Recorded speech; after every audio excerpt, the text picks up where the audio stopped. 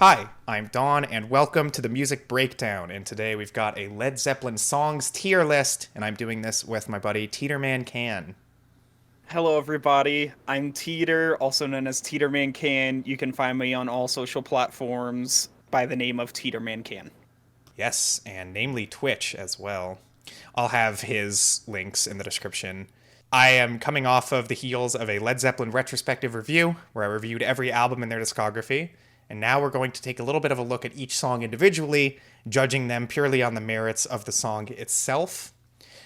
This is very similar to when Teetermancan and I did the Beatles songs tier list. So basically, C up to S, these are all going to be songs we pretty much like to one degree or another, with obviously C being liked the least and S being these are the best Led Zeppelin songs of all time, and anything under C being the songs that we dislike to some degree.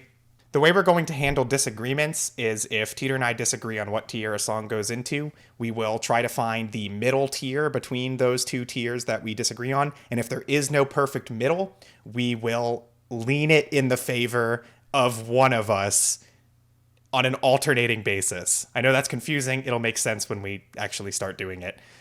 So we're going to be going through these songs in alphabetical order, and that starts us with Achilles' Last Stand from the album Presence, which I'm going to put into the S tier, because for me, I think Achilles' Last Stand is absolutely one of the band's greatest songs. One of their longest tracks, and yet I feel like it has more momentum than most songs in their catalog. Like, not only is everybody in the band firing off on all cylinders in this song, in my opinion, which is very rare for Presence, but also it just, despite its somewhat progressive structure, it's like it just feels like it keeps moving forward. There's just no dull moments in this track. The riff is amazing. I think this is probably one of my favorite performances from Page, if not my favorite performance. Same could be said for John Bonham. It just feels like a real, prime moment for them. And not to mention how influential of a track it is to like 80s metal and stuff. I think this handily goes into the S for me. Yeah, I would agree. I wanted to add that the production on this just sounds like so incredible. Um, like I think the best production that the band has, honestly. Um, Yeah, on an individual song, I might agree with you. yeah. And like it just flows so naturally and it sounds so natural. It like just the entire thing. It just hits right. Yeah, what a rager. Let's go in an S. Yep. All right, next up is All My Love from In Through the Outdoor. This is one of the band's biggest hit songs, big radio hit, and I feel like, it's a fine single. I used to really not like this song, but I think it grew on me once I learned of what the song is actually about, when it's a tribute to Plant's deceased child, which really changed it for me, because I think before then I kind of saw it as like a really cheesy love song, and the song does sound pretty cheesy. I mean, it has a lot of the same issues as a lot of the album does. Like, it just, the synths sound dated, the whole song sounds dated, but I think compared to the rest of the record, it's a pretty nice, sweet song. I think it's fine. Like, I feel like a lot of hair metal power ballads from the 80s really took all their cues from this track in some way, but I think this song stands, head and shoulders above a lot of those. It's not my favorite, as with a lot of the songs on Into the Outdoor. It's a little too long. Like, I feel like the song probably is 2 minutes longer than it needs to be, but it's sweet enough. I would put it in C. Yeah. I would agree too. It sounds pretty nice. And the usage of the synths, it's a lot. It just feels more natural to the track than the synths end up feeling in that album whenever they're brought up. Oh yeah, it's much less terrible sounding. Like, Yeah, it you doesn't don't. sound horrible. So Yeah. So yeah, yeah, that would so go in the C. we're both going with C. Okay. Yeah. Next up is Babe, I'm Gonna Leave You, which immediately shoots to the S tier for me, because I think this is, one of the band's best tracks. This is one of their heaviest tracks. This is one of the hardest sounding rock songs ever recorded. I mentioned this in the retrospective, but this is a great example. Like, on this first Led Zeppelin album, like, the band's volume is just so loud that it feels like the people recording it didn't even know what to do with it. Like, when the guitar bursts in, or the electric guitar, I should say, it blows the hell out of the speakers. It sounds so cool.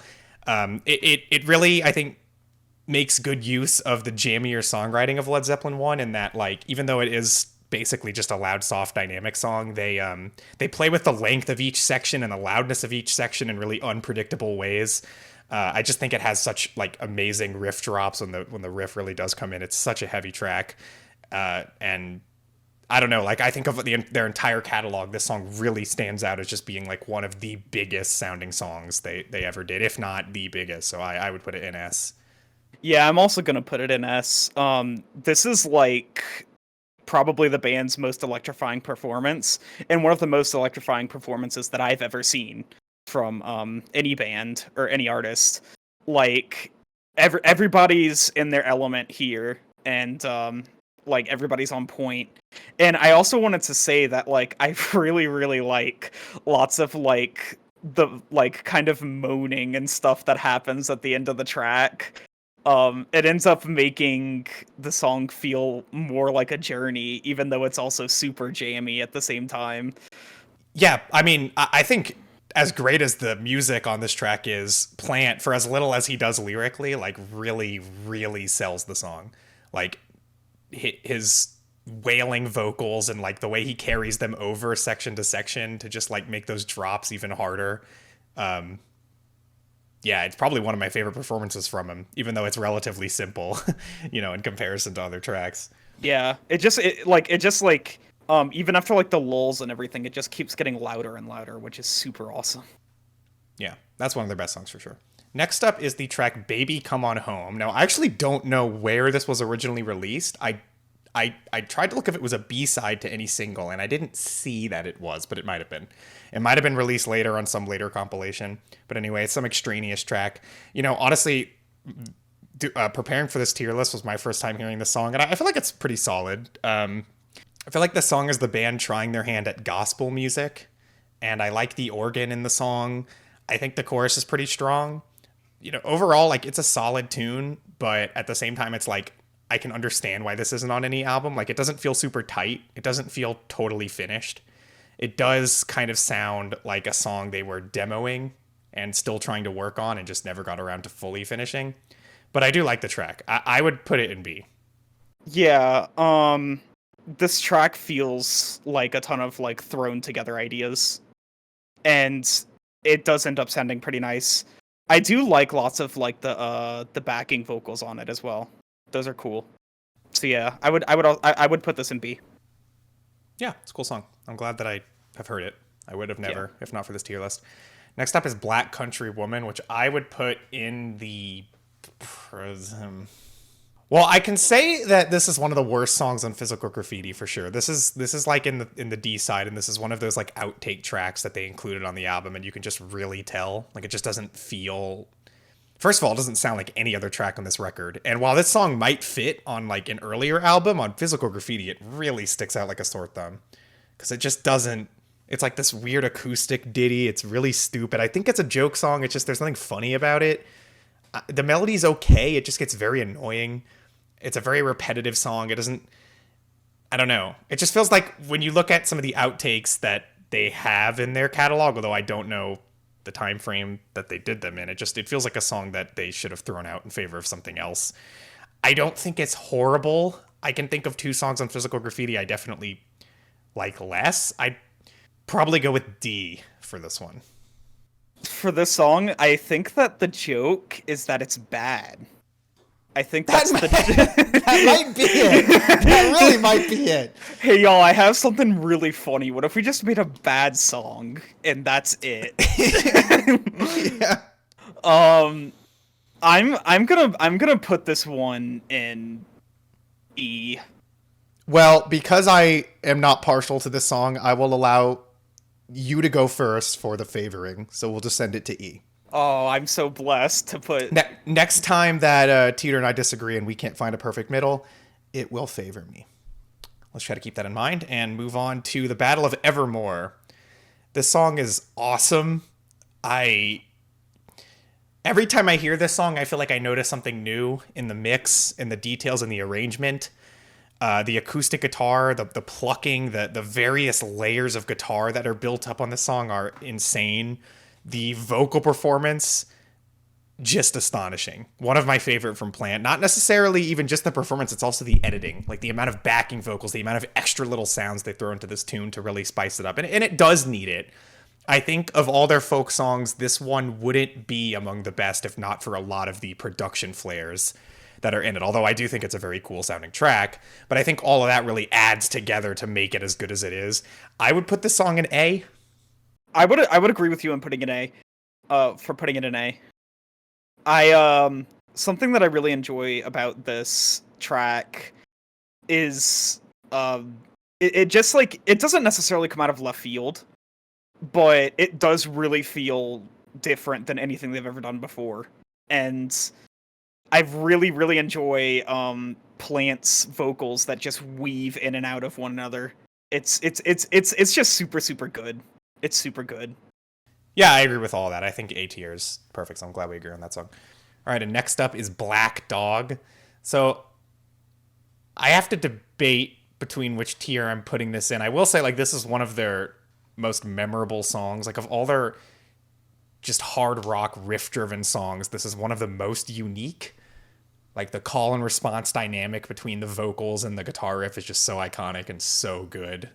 I also like how like dynamic of a track it is and how the riff kind of like shifts to fit the different parts of the song and the time signature changes and it's like really interestingly composed. And the song sounds pretty complex as a result, even though it's a relatively simple song. I think Plant's performance on this song is one of his best. This is one of their best riffs. But if I am being honest with myself, I'd probably put it in A. I don't think I would class this among like my absolute top favorite Led Zeppelin songs, although this could easily be called one of their best songs, but that's probably where I'll settle on it. One of the most iconic things they've ever made, if not the most iconic thing they've ever made. It goes so hard. It rocks so hard. Like, everybody's performance in there, absolutely amazing. I can't see this anywhere else other than S tier. I think you've convinced me. I agree with you. Yeah, no, I agree with you. I don't disagree with that. That's true. It should be an S. Yeah, I was just thinking, like, because, like, it's just, like, this is such a staple of everything they've done. It's just, I can't see it anywhere else. No, it is, like, completely, absolutely awesome. Like, I have literally no complaints. I have no reason not to put it in S. Yeah, that's fine. It's an S tier. You got me. All right. Black Mountainside. This is the instrumental track from Led Zeppelin 1. I think it's pretty good. I'll put it in B. No, I like it. I was debating between B and C, but I'll put it in B. I think it's a good track. I mean, it's a fine interlude. I like the guitar playing on it. It's like the first time you really hear them experiment with folk. It sounds good. I like the hand drums on it. I have no huge complaints. Just there's nothing really to say other than I think it's solid. I would put it in B. Yeah, I think I do say that I think that like they do interesting things with how the guitar sounds on this. Yeah. But yeah, I mean like it's a good instrumental. I would agree with putting it in B. I think that it works well in the album. Next up we've got Bonzo's Montreaux. I think like this song is interesting. I'm not sure if every sound is a drum, but I think it is. There are sounds that sound like synths, but they could just be manipulated drum sounds. And that would honestly change my opinion of the track, depending on which. Because those, like, the light elements of melody that are in the song sound stupid, but if they're made with drums, I think they're kind of cool. Whereas if these are synth parts, I think they're kind of terrible. So honestly, that might actually, like, change the tier, like, by 1 for me. Just that alone. I think regardless, though, it's, you know, for a little while in this track, the drums are so powerful and loud. And, you know, John Bonham's such a loud, powerful drummer. Like, it's cool to listen to him play. But on the whole, the track runs a bit long and has some pretty stupid sounding parts. I'd probably put it in D tier. Like, I don't hate the track, but I definitely don't like it. And I feel like while it's a neat experiment, it by no means do I think it should land in the top half of this tier list. it reminds me of something that the one kid in class tells you to listen to their FL Studio beat that they just made. And they're just like, yo, check this out. It's awesome, I swear. And then you listen to it and you have to sit there and just be like, oh, that's pretty good. And entertain them. But I mean it's a fun little experiment thing that they did, but it's not very interesting. I don't really like listening to it that much. Yeah, me neither. So I would put it in D. So we agree on that too. Okay. Next up is Boogie with Stu. Now, I hate this song. This is my least favorite on Physical Graffiti, for sure. I just don't know why this was released. So it's an outtake track that they included to fill out Physical Graffiti. There are a few of those. Some of those songs are good. This one is not. And this is the kind of song that if they hadn't put it on a Physical Graffiti, I don't even know if they would have opted to put it on Coda. This should have just stayed in the vault. It's really dumb. It sounds like crap. I think the only reason I'm not going to personally go with F for it is that I don't think it's insanely annoying. It is annoying, but it could be worse. And there are a few songs that scratch an even worse itch, and I don't want to class it among those. I would put this song in the E tier. Yeah, I mean, this song just annoys the hell out of me, and every single time it comes on, I honestly vomit a little bit in my mouth. I don't know who the hell Stu is, but the only thing that's boogieing with Stu is my goddamn stomach, okay? It just can't help but erupt with vomit.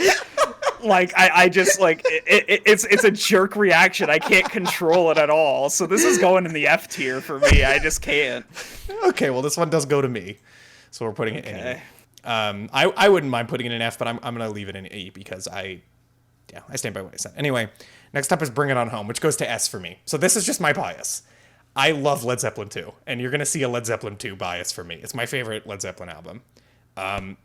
And I know that this particular song is not generally a favorite among fans, but it is so good. I sometimes on some days call this my favorite song, my favorite Led Zeppelin song. The tone of the guitar just shreds my face. It sounds nuts. And not only that, but the way that they drop it in on you, the song starts and it sounds like it's going to be some joke song, kind of sending up the original blues number. But then when that riff hits a minute in, it's insane. I find this song to be mind-blowing. Everything about this track is just amazing. It's my favorite Led Zeppelin closer. And I would put it in S tier. I think that I would agree with you. I just love I remember listening to this the first time and for a closer at the beginning, I thought that it was cool, but I was kind of if this is what the closer is after the entirety of their second album, I'm gonna be upset. Yeah. But then it just goes so hard out of nowhere. Yeah. It's just incredible. It's really good. I would agree with putting it in S tier. And it's such an appropriate closer for that album that it's on. It is, yeah. It feels like the curtain's closing on you. It's yeah. No, I'm very glad we agree on that. Next up is Bron-Y-Aur, another one of the outtake tracks. I'm almost certain comes from the Led Zeppelin 3 sessions, considering it's named after the place where they wrote a lot of Led Zeppelin 3, and then there's a Led Zeppelin 3 song named after the same place. It's another instrumental track. I think as far as their instrumentals go, it's fine. I don't think it's bad. I don't think it's as good as Black Mountain Side, but I don't think it's weak either. It's fine. I would argue it's better than the other song that's named after this place. I would put it in C. I don't feel strongly about this track one way or the other. So this is actually this is one of the songs that I genuinely like on Physical Graffiti. I think that now would be a good time for you to mention your hot take. Yeah. Since you just said that. so I have a hot take with Physical Graffiti. I don't like it very much. I don't think that it's a very good album. And I'm not a huge fan of it either. People who saw my video will know. So like neither of us, we're not gonna have a big physical graffiti bias here. Yeah, well, I like it even less than you though. Yeah, so. significantly, yeah. Yeah, I don't think that it's very good. I do think that there are good songs on it for sure. I just don't like the album as a whole. And yeah, that's my hot take, y'all. Anyway, I would give this a B. Well, we give it to you then. Yeah, It's nice. Fine. It's a nice song. I like it. It is. Yeah, I don't strongly disagree with that. That's fine. All right, next up is Bron-Y-Aur Stomp. Now, I kind of just gave away what I feel about this song, but I don't like the song at all. Like, there's something that, with Led Zeppelin 3, like, it just falls off so hard in the end. Like, this track and the one after it, no spoilers, but just, like, such a disastrous ending to this album, in my opinion. I don't think this song's awful or anything. It's just, like, it's produced significantly worse than the rest of the album. It kind of sounds shitty. It sounds like a jam, and not in a good way. It just doesn't have any elements to it that I really think are special, and honestly, it kind of gets on my nerves. I would put it in D. Like, I don't think this should be among, like, the worst Led Zeppelin tracks, but I do not like this song. I would put it in D. I don't, like, strongly disagree with what you said. I do think that it ends up being a pretty nice track, though. Like, I think that lots of what they do with, like, the acoustic guitars is pretty interesting. And I find, like, lots of, like, the instruments snapping to, like, Plant's vocals being pretty cool. But I don't really feel super strongly about this track. I would put this in C tier. Well, then it goes to me, and it's going in D. All right, next up is Candy Store Rock. This is an F tier. This is a F for me. I could, on a bad day, call this the worst song that we're going to cover. On a bad day. This song is so terrible. It's so terrible. Like, Robert Plant's trying to do, like, an Elvis impression, and it is just laughably bad. The song sounds so stupid. It sounds so annoying. It gets on my nerves so fast. Like, I'm not going to say this is their worst song, but it's in contention. And handily, I would put this in F. Yeah, I would agree with you. This song's really obnoxious. I like the part when it goes, "Oh baby, baby."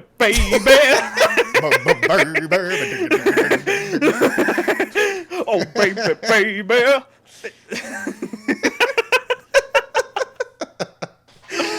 When I re-listened to Presence recently, when I was like setting up for the retrospective review, I did not remember the song being so bad, but it just blew me away with how atrocious it is. I think a lot of it is just Presence is pretty forgettable, you know? But like, God, the worst songs on that album are truly terrible.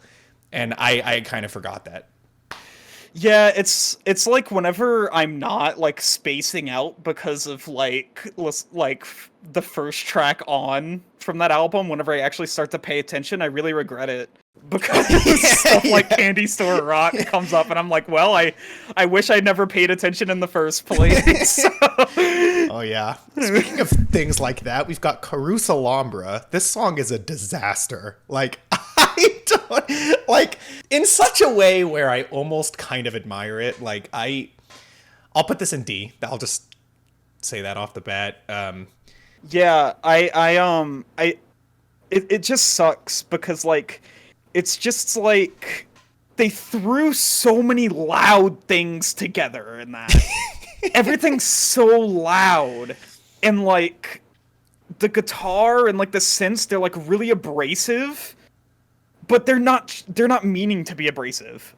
No, and they don't fit together at all. Yeah, no, like it's just like they're throwing everything together, and it doesn't mesh well in any way. And it's so long. It's so long. Yeah, too. it's like their prog song, and it, like, It's like all the worst aspects of prog Oh yeah. just stuffed into, like, the only thing I'll say, and this, I'm debating E now, but I'm thinking about it. The second section of this song is like the longest section, and it's really not bad. The synths take a back seat during the entire middle portion of this song, and it's not bad. Like, that part of the song is boring. That's the worst thing I can say, but it's not bad. And the more I listened to the track when I was listening through this album, I felt like the opening section started to grow on me a bit. Like, it's still very grating. I just kind of liked what they were doing rhythmically and melodically with the synths. I just wish it didn't sound so terrible. But, like, there was something there that I could get behind. It's really, for me, like, the third section of this song is ungodly. Like, it is so bad. The bleepy bloopy synths all over it, and that's the conclusion. That's the finale to the song, and it makes me want to put it in E. I don't know. I could go either way. What would you give it? I would give it an F. Just the entire. You would give it an F. Okay. The entire song doesn't sit well with me. It just hurts. Then I'm gonna say D so we can put it in E. Just to get in the middle. Okay.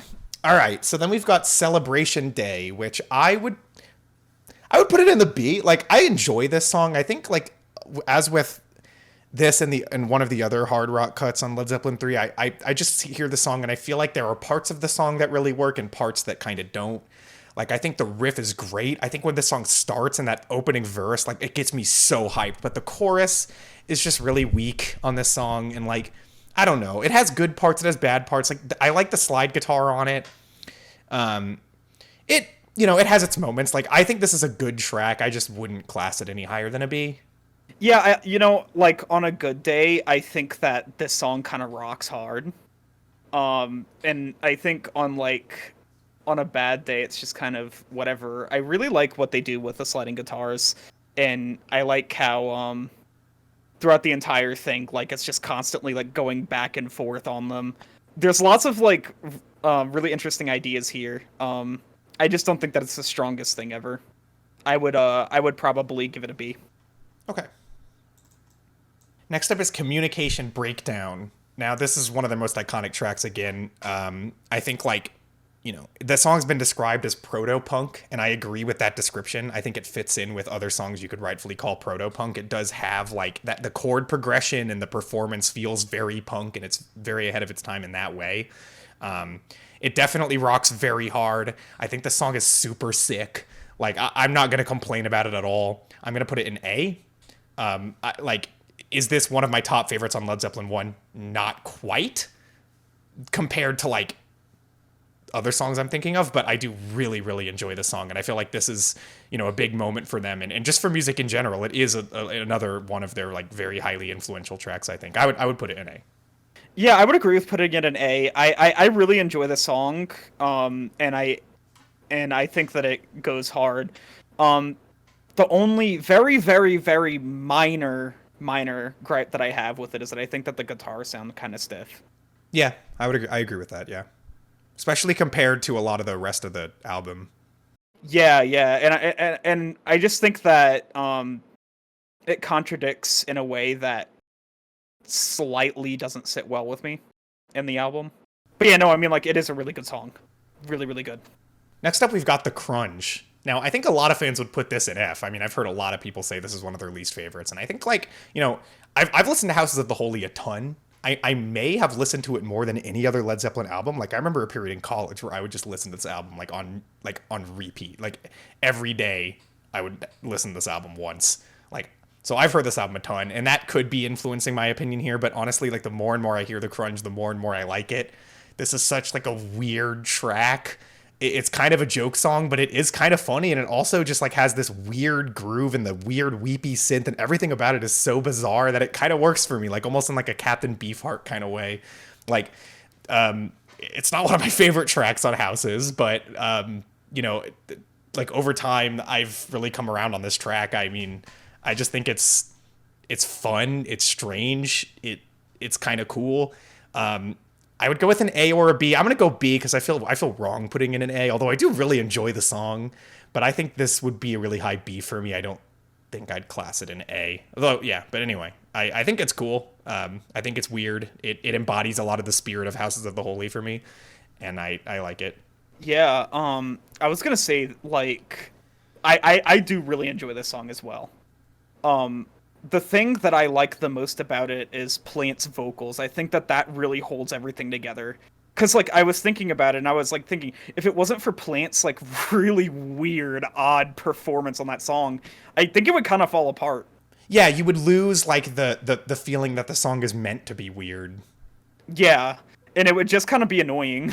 Yeah. So, Yeah. yeah, I mean, I agree with putting it in B. I would think it would be a high B. Yeah. That's exactly my thought. Okay, next up is Custard Pie, which is one of my favorite tracks on Physical Graffiti. I would put the song in A. There's a lot of things about the song I really enjoy, and I think for me this feels almost like the mission statement of that album. One, because it's the opening track, but also because like one of the things that Led Zeppelin actually did innovate their sound on with Physical Graffiti, and you hear it in a few tracks, is I really feel like they were influenced very strongly by dance music. Like there are some tracks on here that are like they are entirely focused around a tight groove. The drumming and the guitar and the bass all settle into this really tight, like funky kind of sound. And Custard Pie to me does that better than pretty much any other track. It's also one of the songs where I feel like the production of this album really works for me. Like I really like how thick the guitar and the bass sound here, and the bass also has this sort of like synth bass kind of quality to it, which is really unique. I like the way the guitar and bass play off each other. I think Plant's performance is one of his better ones on this album, although, you know, he is kind of the weak link of the song. The only thing that I don't like about the song is that it feels like it could have used like maybe one other song section or something. It's probably the only thing I can complain about. But when it's on, I'm jamming out. I think it's really fun to listen to it loud. It has a lot of cool moments, cool hits. I would put it in A. Yeah, I think that I think that this is where the album feels like it's at its best. I think that Custard Pie makes the most sense with a lot of how the album is produced and how a lot of like the instruments sound. I really enjoy the guitar solo in Custard Pie as well. I think that it kind of rips. Yeah. I almost forgot about that, but yeah, that's true. Yeah, the guitar solo is cool. It's really cool. I would give this a B. It's a track that I enjoy quite a lot on Physical Graffiti. Okay, so I think that I got it last time, so you're getting this one. It's going in B. Okay. All right. Fair enough. All right, next up is Dancing Days from Houses of the Holy. I love this song. I think this song is awesome. The sound of the guitar in this track is amazing. There's so many like unique flares and touches to the structure and the pace of the song. It is like it's one of the more simple tracks on Houses of the Holy, and it really benefits because of it. Like I think a lot of the strengths this album has really carry over to this song and make it like a more unique sounding track for them, while still like having a very like a more radio package sound than a lot of the songs on this album do. I have no complaints with the song. I just wouldn't put it in an S, so I'll put it in A. I would agree with putting it in A. This song just sounds really cool. I really like the interesting things that they do with the guitars, like right before Plant starts singing. And also like with Plant singing, like I kind of like how lazy it is. It is. It's lazy. And it like it makes the song like it just makes the song. It's interesting how singing so lazy can make it like that, but it just feels kind of I don't know, dreamy and carefree with its flow because of it. Yeah. You know, and I think that works super well. I completely agree. Next up is Darlene, which gets a hard F for me. This is right into the F. Darlene, Darlene, oh my god, it's so aggravating. It's terrible. I have nothing good to say about it at all. Yeah, I completely agree. It's stuff like this that makes Coda memorable for me, just because it just has stuff that I hate so much on it and annoys me so much that like it's just burned into my memory. I have no choice but to remember it. I don't know what else to say other than like this track wasn't even good enough to be on In Through the Outdoor. Like I know it. That's it. With all of that material, they had this song floating around, and they listened to it, and they're like, maybe not that one. Like, yeah, we'll put Hot Dog on the album, But like Darlene, like I don't know, guys. This one might not be. So we're going with F for that. Yeah, and honestly, I agree with them. Yeah. Oh, I agree. Yeah. No. Yeah. If I were to pick Hot Dog over Darlene, Hot Dog any day. Yeah. Hot Dog's like funny and bearable because it's so short. Mm-hmm. All right. Well, this is a bit of a switch up, but next we've got Dazed and Confused, which is, I mean, that goes into S, right? Like I'm sure we agree on that. Oh yeah. Yeah. I think like it's such a heavy song. The riff is so crazy sounding. The progression of this track is just one of their most wild and out of control. It bursts out of this album so hard. Like just the volume, the power, the intensity of this song. It's insane. Like, and I really think this is their heaviest track from their entire career. Nothing touches it. Like nothing touches that riff. It just sounds like the birth of heavy metal before your eyes, and it's like before your ears, I guess. There's so many there's so many riffs and guitar parts that are memorable. It's not just that like main riff. It has so many memorable sections, so many musical hooks. I don't know if any song touches it in terms of just the raw power of it. Maybe Babe, I'm Gonna Leave You. That's the only one. The thing with Dazed and Confused is that it's explosive way more consistently than Babe, I'm Gonna Leave You. This track is just so wild and awesome, and it sticks out throughout the entire discography. It's just one of those things to where it's if you hear it, you're never gonna forget it. It bursts a hole straight through their discography and just shoves itself right out. Yeah, no, that's a definite S tier. I completely agree. Next up, we've got Down by the Seaside from Physical Graffiti. And I feel mixed about this song. There are things I really like about this track, and there are things I don't. For one thing, I think the core melody, the core sound is quite interesting. It sounds pretty different than a lot of their songs. And it captures the feel of being at the sea, of being by the ocean, of being on the beach in this really nice kind of way.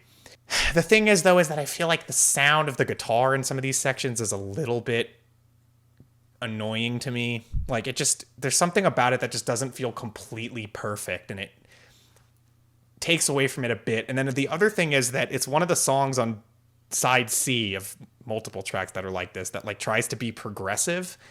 And while I like all the sections in the song, I just feel like it comes together in a bit of a weird way. And I don't know. Overall, I like it. I would put it probably... I think I would make it a high C. I think that, this song can be nice.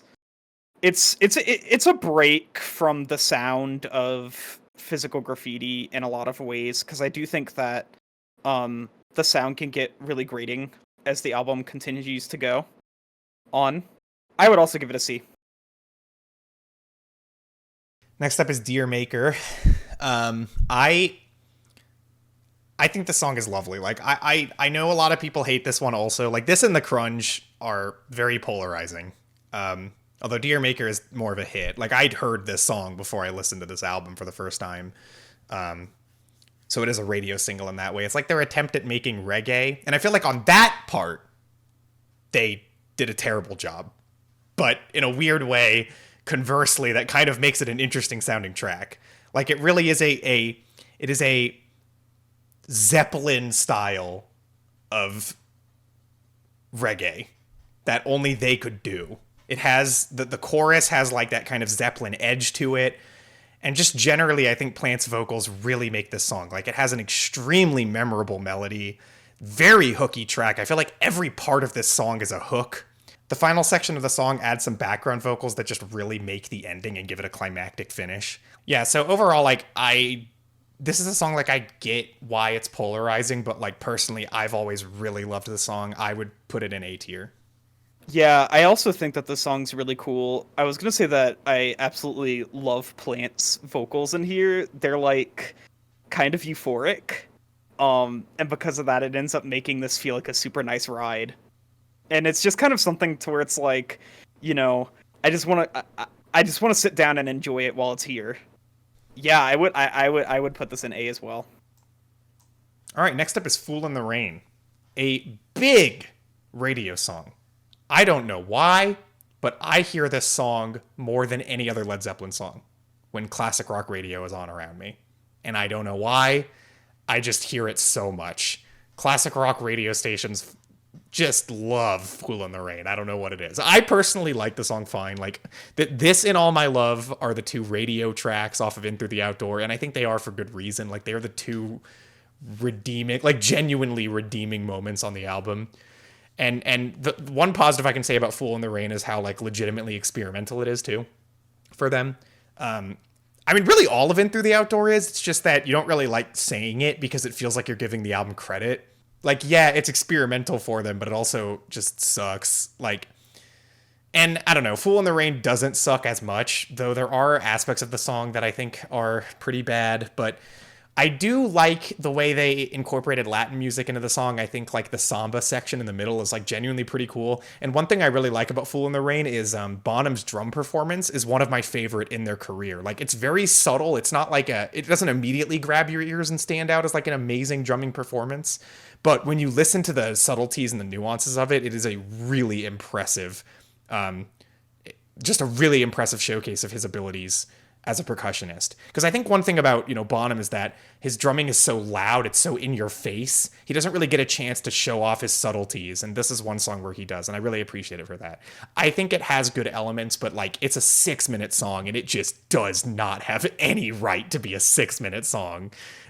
Which is probably my biggest complaint. Like, right after that samba section, I think there would have been a perfect point there when there's a little bit of a guitar solo that would just fade out the track. It would have been great, but it goes for like another verse or two. I don't know. Anyway, I've said enough about it. I would put it in C. Like, I think it's fine. I enjoy it okay. On a good day, I like it quite a bit. On a bad day, it annoys me. I'll put it in C. Yeah, I would agree with putting it in C. I also like the drumming in this as well, especially because of how loud the drums are. I think that if the drums were any louder, my ears would burst. So, Yeah. there's that. There are some parts where like they throw in like tons of instruments and it's kind of a little bit of a mess, I think. But for the most part, I really like the main melody, and I think that it's a nice time. Yeah. Next up is For Your Life. I'm gonna put it in E. I was debating F, but I don't think I can justify that. But I hate this song. Like, if I put it in F, I would put it in F because it's just so incredibly boring that I'm convincing myself. I'm putting it in E. But this song is like the most soulless Led Zeppelin song of all time. There is no heart in this song. There is no passion in this song. There is almost no thought in it. It just sounds so incredibly vapid. It's like, I just have nothing really to say about it that's good. The riff is like it. Every musical element is like mediocre, but they all combine together in just the most lifeless, unappealing way. I won't put it in F because I think our F has been defined by like really annoying songs. And I feel like there are a few more of those. And I wouldn't class this as like an annoying song. It just sucks my soul out of my body. Like, it just, from the moment the riff enters, I'm just like, oh my God, 6.5 minutes of this. And there's no part of the song that justifies listening to it. So I'm going with E. Yeah, I mean, like, the reason why listening to this song was honestly so hard for me, and I had to listen to it more than any, like, well, the reason why listening to this album, the reason why listening to this album was so hard for me, I had to listen to it more than any other album when preparing for this. I'm so sorry. Yeah, it sucked. But yeah, no. Whenever listening to this album, the reason why it was so hard was because as soon as this song comes on, it just puts me into a coma. I know. Like it comes on, and I just like I lose my ability to perceive. I feel like I'm just walking out acting based off of like instinct at that point. Like I remember I would be like playing a ton of like games while trying to like listen to it, and like I would just start doing like the stupidest things in games just because I was like in a coma, and the thing that makes it even worse is that I had to listen to this album without doing anything, all of my attention on the album because of that. Yeah, I mean, like, I don't know, it just, this, like you said, it just feels void of anything, and, like, it's just a hole, and there's nothing about it that I find interesting, and it just sits there, it doesn't do anything, it just sits there, it doesn't move.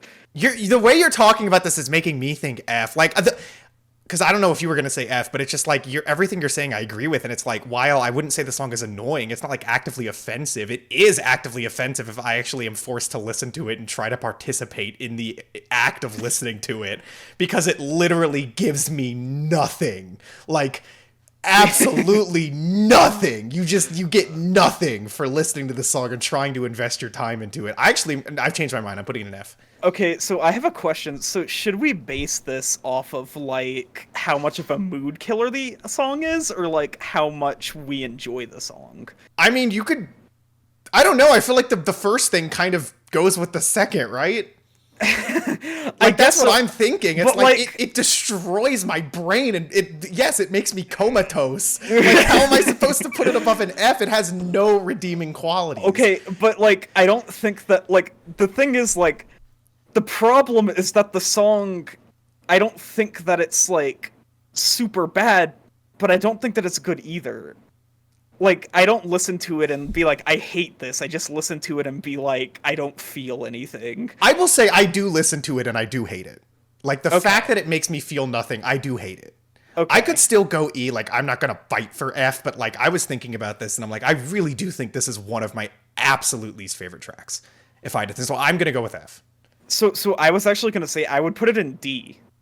I know that it sounded like I hated it a lot more than I do, but I really don't hate it that much. Like, it just makes me feel nothing. That's fine.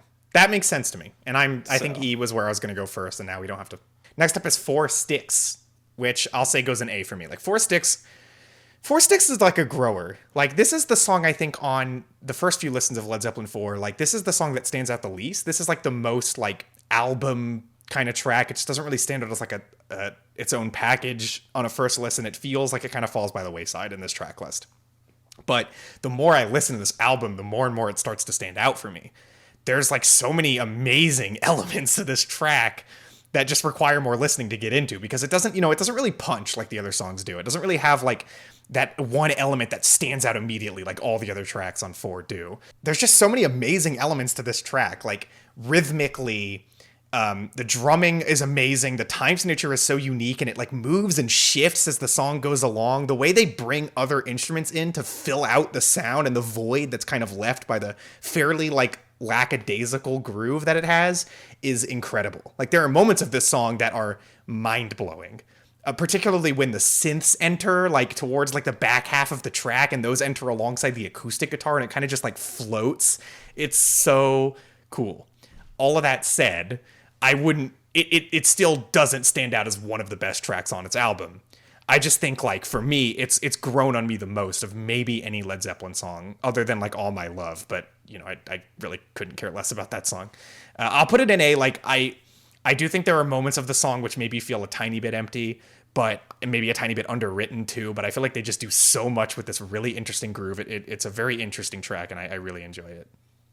Yeah, I agree with you. I would also put it in A. The thing that's, like, so cool about this is that it's, like, a great example of taking one idea and then just like expanding on it, like, over and over again.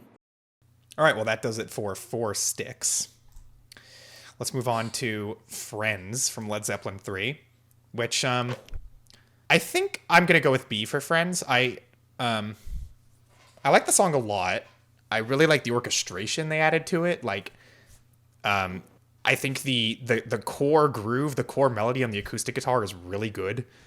I feel like my complaint with this song is the same I have for a lot of songs on Led Zeppelin 3. Just for whatever reason, they just don't there's always some point in the song where I kind of tune out of it. Like, and with Friends, that's the one song I don't know if I can say why that is. With other tracks, there are like distinctly, I feel like musical sections of those songs like just vary in quality. But with Friends, I don't really know. Regardless, I mean, I really enjoy the track. I think like I said, the orchestration just add a ton to this one. The chord progression is really, really cool and very mystical. I think this is a great track. I would put it in B. For this track, I think that I would put it in A. I think that it's really cool. I really, really, really like the orchestrations. It feels very grand, in a way that's like really neat. And the performances on it are really cool too. Like, I really like how a lot of the instruments will like drown out Plant a little bit, while he's like singing. I think that that's a really neat thing. It's just like, yeah, no, this song's kind of awesome, and it's one of my favorites on the album. It's one of my favorites on the album too. I agree with that. I don't strongly disagree with anything you said. I'm gonna stand by B. I think that I got favor last time that that happened. I was looking over this and trying to notice, because I think the last favor we gave was to Bron-Y-Aur Stomp, which went to me. I don't think it's happened since then. If I'm wrong, I'm wrong. Whatever. But we'll give this to you, and we'll put Friends in A. Okay. Which means that it's me next time, if I can try to remember that. Okay. I'll try to remember it too now. Okay. Because I wasn't keeping tabs before. Yeah, I wasn't either. Gallows Pole. I love Gallows Pole. This is the only song on the acoustic side of Led Zeppelin 3 that I think stands out in any way, to me. I know there's another one people really like, but whatever. But I think the song is rad. Like, this feels like if all of their acoustic experimentation on 3 went this hard and carried over their sound into folk in this cool of a way, I would have really no complaints with Led Zeppelin 3 or that entire B-side. But like, for me, like, I think Gallows Pole is just sick. I just think the song's really cool. It has a really nice energy to it, and I love how it keeps picking up the pace as the song goes along. The drumming adds so much to this song. And just the chord progression, the chord hits are just really sick. I would put it in A. Yeah, I would agree, and I think that it's really neat how kind of eerie the lyrics are, and like kind of the tone of the song in general, like the topic that's being covered. And I really like a lot of the melodies that the acoustic instruments have while Plant is singing, and like also just Plant's performance is awesome in it. Yeah, I would put that in A. So we agree. Next up is Going to California. This is a lovely song. Like, I think I love the core melody of this track, the one that opens the song, the verse melody. It is fantastic, and it just sounds so beautiful. It's such a nice sounding folk song, and the lyrics are a little bit more meaningful than a lot of their lyrics tend to be. I think it's a really nice tune. Like, my main complaint is that I feel like the bridge of this track is a little bit weak, and it does take me out of the song a little bit and kind of feels like a lull in the song. I would say this is my least favorite track on the album, though I know it is a favorite of some other people. For me, it just, there's just moments of it that don't fully work, but like, still overall, I think it's a beautiful song. I would put it in B. Yeah, this song is just so beautiful and so pretty, and I love how it sounds so much, and the production of it is just amazing. It fits it so well. It's given so much space to do what it needs to do, and it's just it's executed perfectly. Honestly, I would put this in A. It's a very, very nice song. Okay, well, this goes to you. No, it goes to me. You. Yeah, that's it goes right. To you. You're right. Okay, so you're keeping track. I obviously keep forgetting. Yeah. Next one goes to you. All right. Good Times, Bad Times. Okay. One of my favorite openers from the band. I this song is one of their best, like, just poppy tracks. It feels like it would fit perfectly on the radio, but at the same time, like, for its era, it's still a very loud song. Like, it does a great job of balancing, on Led Zeppelin 1 in particular, balancing the heaviness and the hardness of their sound with, like, their pop sensibilities and their great songwriting. And it is, like, the tightest song on that album, I think. Maybe Communication Breakdown, you could make the argument. But anyway, I love the track. I wouldn't personally put it in the S tier of the Led Zeppelin discography, though I think it would be a very justified take. I would personally put it in A, but I love this song. I think it's amazing, and I have no notes other than that. Yeah, I would also put it in A. It's just like the performances in this are cool all around. I think that it's a great opener for their first album because it's one of the easier tracks to listen to. Like, it's not as challenging as, honestly, everything that comes after it. But yeah, no, I mean, like, it's a really, really good track, and I absolutely love the drumming on it. The drumming on it's amazing, like, honestly. Yeah, I agree. All right, we got Hats Off to Roy Harper, F. This goes in F. This goes right in the F. I don't know what they were thinking. I don't get it. I don't understand why this happened. If it's a joke, it's not funny. If it's an experiment, it's not interesting. It just demolishes this album. Like, I feel like, again, we're not supposed to be taking the album into consideration, but I just want to say, if this song wasn't on Led Zeppelin 3, I would like the album significantly more.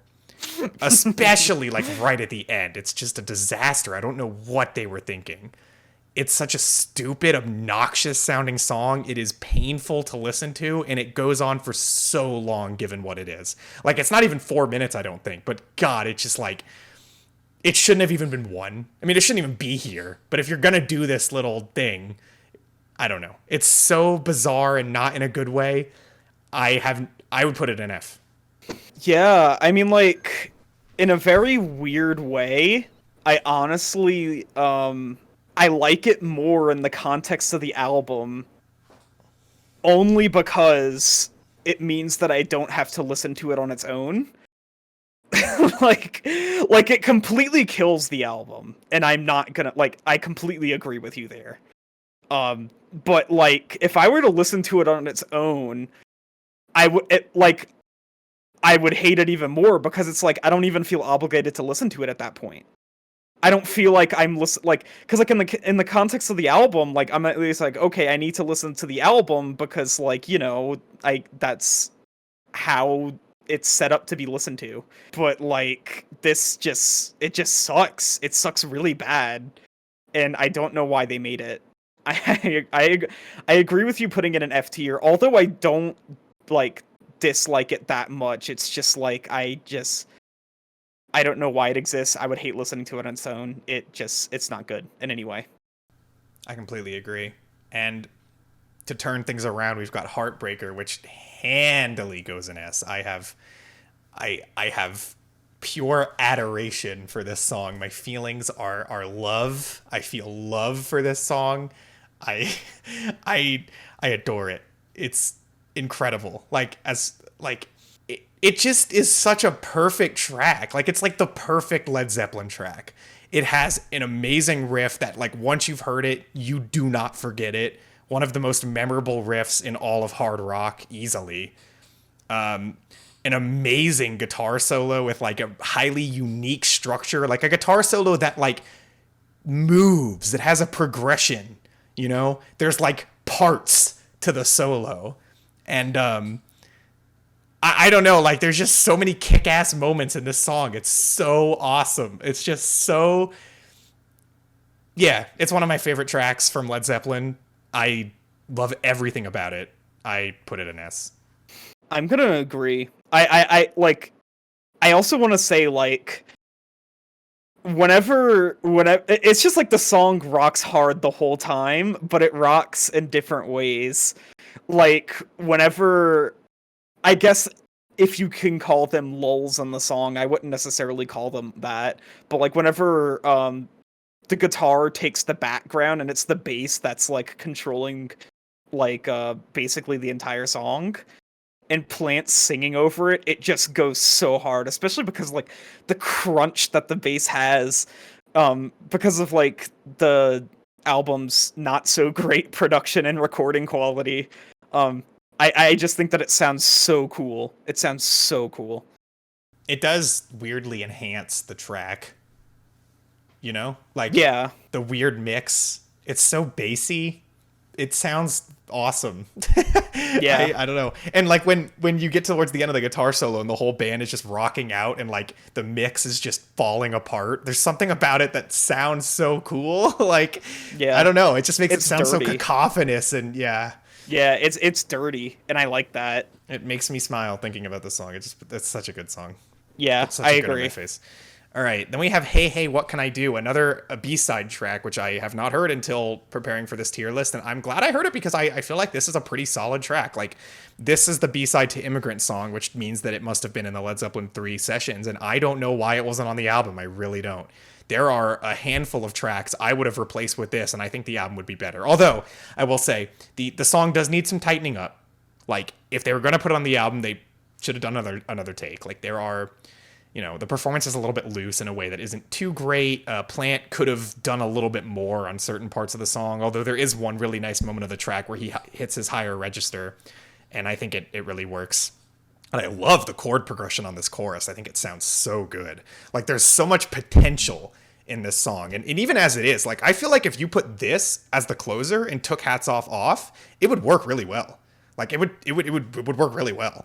And I don't know why they didn't. But yeah, I'd probably put it in B. I mean, I think it did need a little bit of work, but as it is, I am really into it. I'm really happy that I got the chance to listen to it because I would have never heard this song if we weren't doing this. But I think it's pretty cool, so I would put it in B. Yeah, I think that the song is pretty nice as well. It's as far as like how the album, I mean how the song progresses and everything. I don't really think that it goes in places super far that I find super interesting. And that's my main thing that I don't like about it, really. It is a good song other than that, though. And I would probably place it in C. So that goes to you. Yeah, so it's going in C. Okay, fair enough. That honestly, of the 3 like B-side tracks that are in this tier list, that's my favorite. So that's a little bit of a loss for me, but that's fine. Next. Okay. I'm just going to put this in F because I know we're going to agree on this. Like, yeah, what the hell? What are you talking about? It goes hard. It goes so hard. Yeah. No, listen, whenever that first riff opens and it goes like, I'm just like, I just like start like moving in my seat. Like, I start like bouncing up and down in my chair until it falls over because I'm so excited because I'm going to have I'm going to have so much fun from laughing so hard because this song is on right now. I mean, listen. Yeah. Like for an F tier, this song brings me an unbelievable amount of joy. Yeah, like I get so excited whenever it turns on. It is absolutely so bad it's good in a way that no other, well, I shouldn't say no other, but very few other Led Zeppelin songs are, for sure. Like, it's so funny. And it's so and I know it is a joke. Like, it's supposed to be funny, but it's supposed to be funny for a different reason than it is.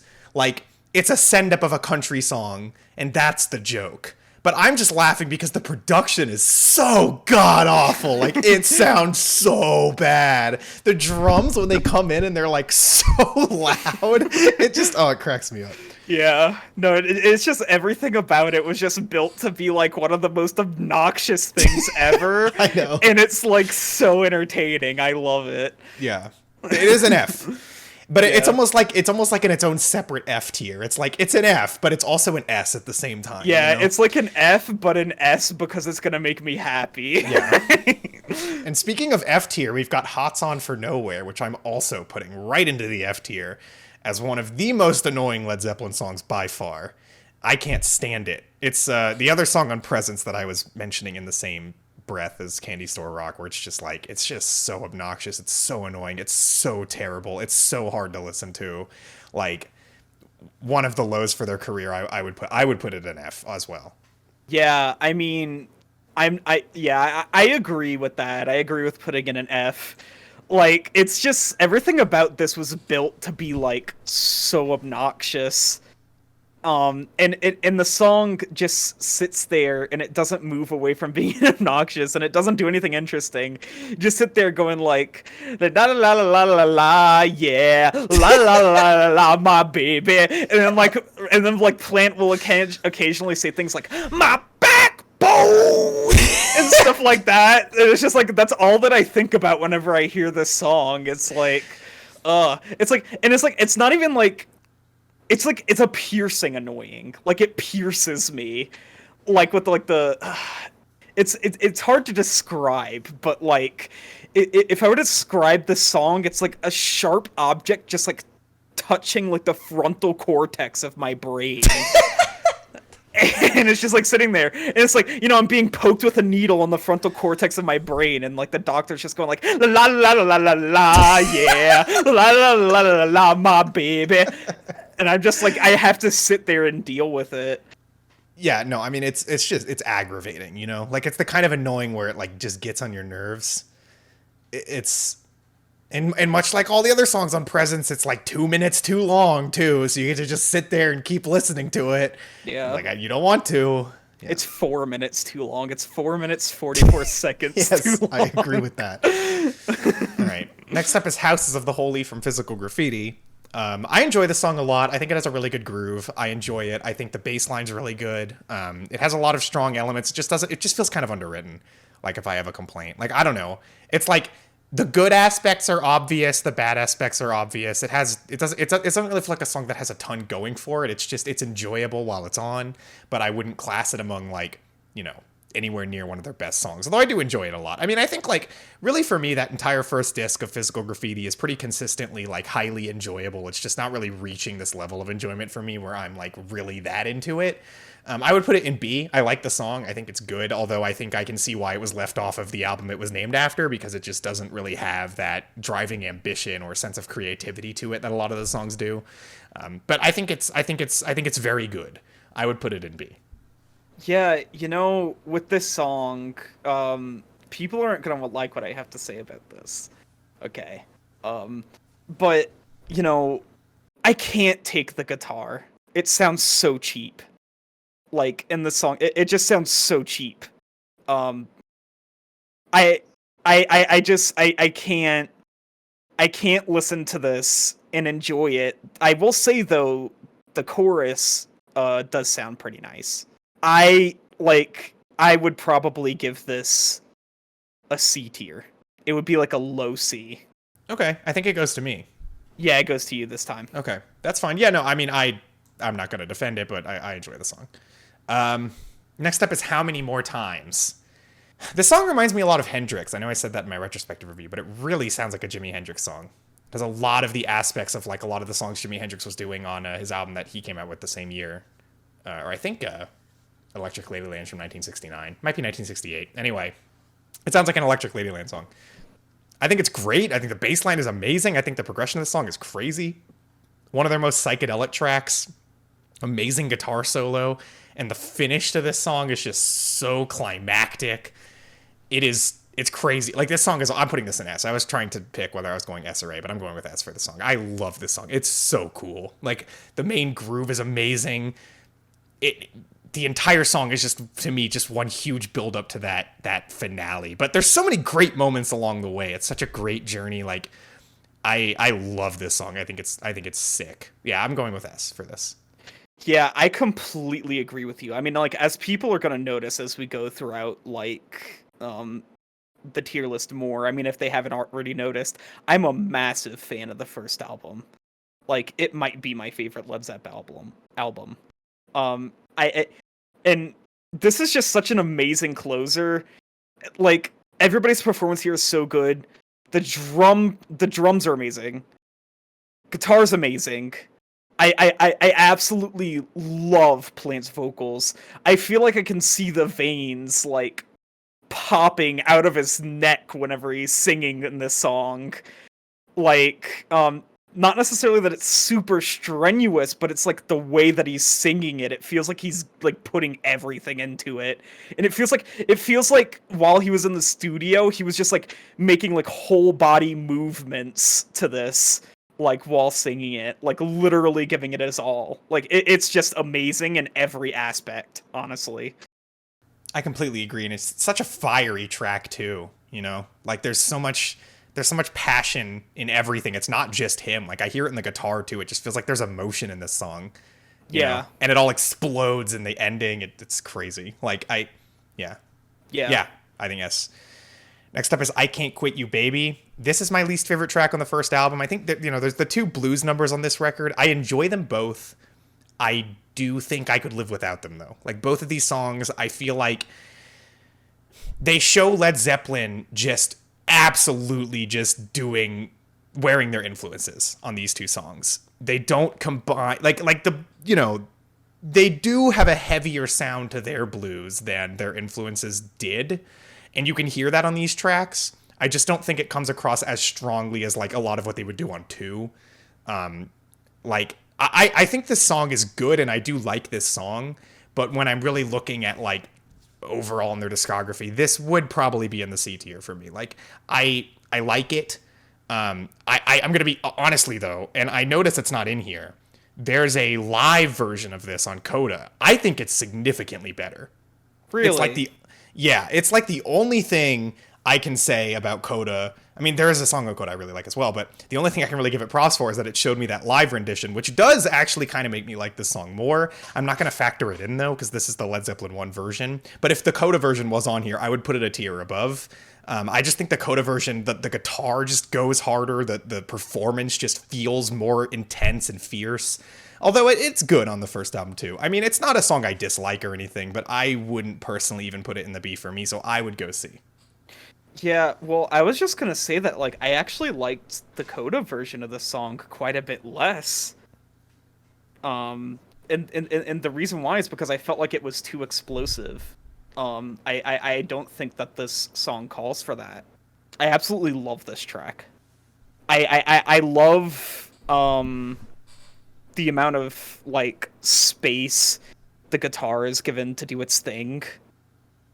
And, obviously, Plant's vocals are amazing as usual. I feel like you could say that for like everything before Physical Graffiti. You could pretty much say that for like, but yeah, I mean, like this song, I just absolutely love it, and I would put it in A tier. Okay, then we're going with B, which is totally fine. I think I was stretching it, giving it a C, so that's fine. Okay. Next up is Immigrant Song. So Immigrant Song is one of the most iconic Led Zeppelin songs. One of the most kick-ass Led Zeppelin songs. It's one of those songs that like everybody knows. They just might not know the name of the song. But like everybody knows the song. At least the beginning, you know? It's been everywhere. And it just has like such a strength and a power that is absolutely undeniable. I think a lot of it's just I mean, the riff mixed with the drumming is so tight. And it, like, when you bring that in with the way, like, Robert Plant is doing a more progressive vocal performance than he probably ever had up to that point, the song feels very put together, and a lot of things really feel like they're right in the right place. And it just doesn't have that kind of jammy quality that a lot of the material before it did. It feels like they've really gotten what they're going for, and now they can push their sound further.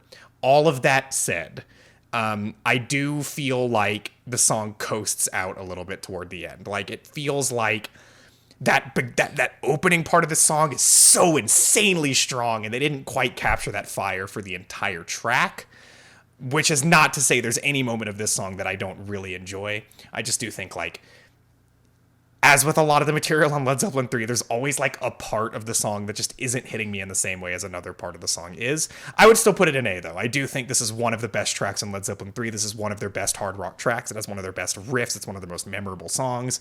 I just think a lot of that memorability comes from like the opening verse and not really anything that happens after it, which is fine.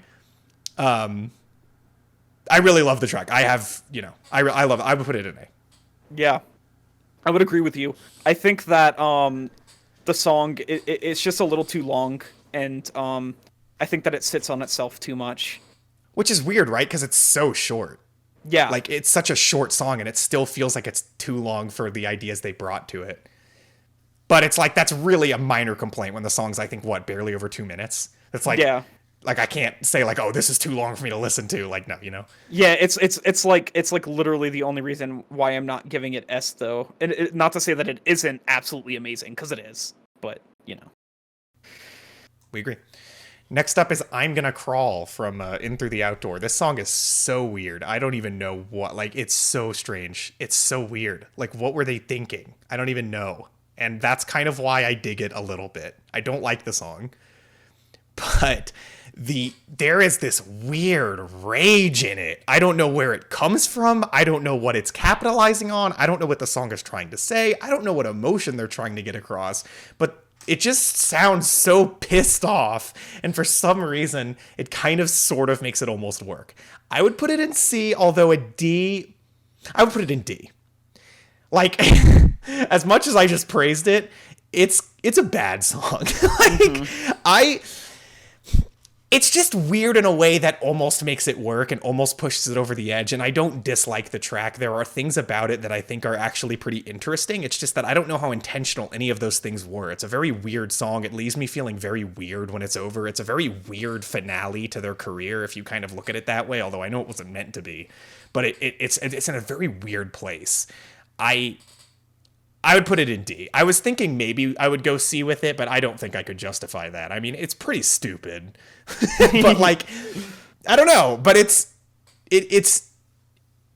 just very odd, and I found that interesting. Yeah, I would also put it in D. I think that it would be I think that I would think that it would be kind of a decent song if the production weren't so loud. Because, like, it's really, really loud. And, like, for no reason. It kind of feels like the instruments are supposed to be kind of, like, soft and, you know, nice. But because of how the album's produced, it's just really, like, loud and, like, kind of hurts my ears. Yeah, and, like, there are parts where the song does get loud musically, but there's so many parts where it isn't, and yet it's still, like, really loud, you know? Yeah, and it kind of hurts. Next up is In My Time of Dying, the 11-minute track from Physical Graffiti. I enjoy this song more than I used to. I've gotten into it. I used to not really like this song very much. It's very formless. And I think that was what I used to not like about it, but it's what I've kind of gotten into. There are some, like, really cool moments of this song, and it's very obviously a jam. It is just not a very structured song. And I think this is the longest song on any of their records. It is. And it's not very progressively composed. It just feels like they're jamming out over this traditional blues number. And I think they do a really good job. Like, the production is shitty. It just sounds terrible. That's another thing I don't like about it. But in a weird way, it kind of works in some of the moments of the song. And I do like the unabashed dissonance of certain, like, parts of this jam that I think go pretty hard. I think, like, this song could have been a lot better. That's the only thing. Like, it still, to me, feels like something is just not quite there. But at the same time, I found myself really getting into this song. I would put it in B. Like, it definitely is not one of my favorite long Led Zeppelin songs, but I think it's cool and I do enjoy listening to it, so that's where I would land. I mean, the two main things that I don't like about this song are the production, first of all. It sounds like trash. And also, I don't like how it's jammy. I don't think that it's jammy in an interesting way. Like, I know that sounds weird for me really liking the first album, because the first album's super jammy. But I don't think that it's, like, in the first album, it's showing what the band can do, how explosive they are, their energy, the raw energy that they can output, which they really can. And they've shown time and time again that they're super capable of doing so. But I don't think that In My Time of Dying does any of that, and I'm not really interested in the jamming or anything. It just doesn't sound good. It doesn't go in places that I think are interesting or really new. Yeah, I would give this a D. I guess that means we're putting it in C. I mean, that's where I would have put it, like, a year ago. But I don't know. I think it's a cool track, but that's fine. I know a lot of people aren't going to like that one. But, well, whatever. They're not going to like a lot of what I have to say about the album. So Next they're up going to is have to deal with it. I guess they are. Next up is In the Evening. This is, oh my god, we're filling up the F, but I loathe this song. I'm looking at what's in the F right now. This is my least favorite track. In fact, I am going to just say it because I'm looking at all the rest of the songs I have left and all the songs I know I'm putting in F. This is my least favorite Led Zeppelin song. This song drives me up a wall. I hate it. I hate it. It's so bad. Like, this is the song people talk about as being like the redeeming song on this album. I don't get it. It is terrible. It reminds me, and longtime viewers of the channel will remember, it reminds me of Calling All Stations by Genesis. That is the point my brain goes to. The opening track on that album, for some reason it reminds me of that. I don't know what it is. It's the terrible synth pad, the ungodly vocals. They are unbearable. I cannot stand Plant on this song for a second. It's so bad.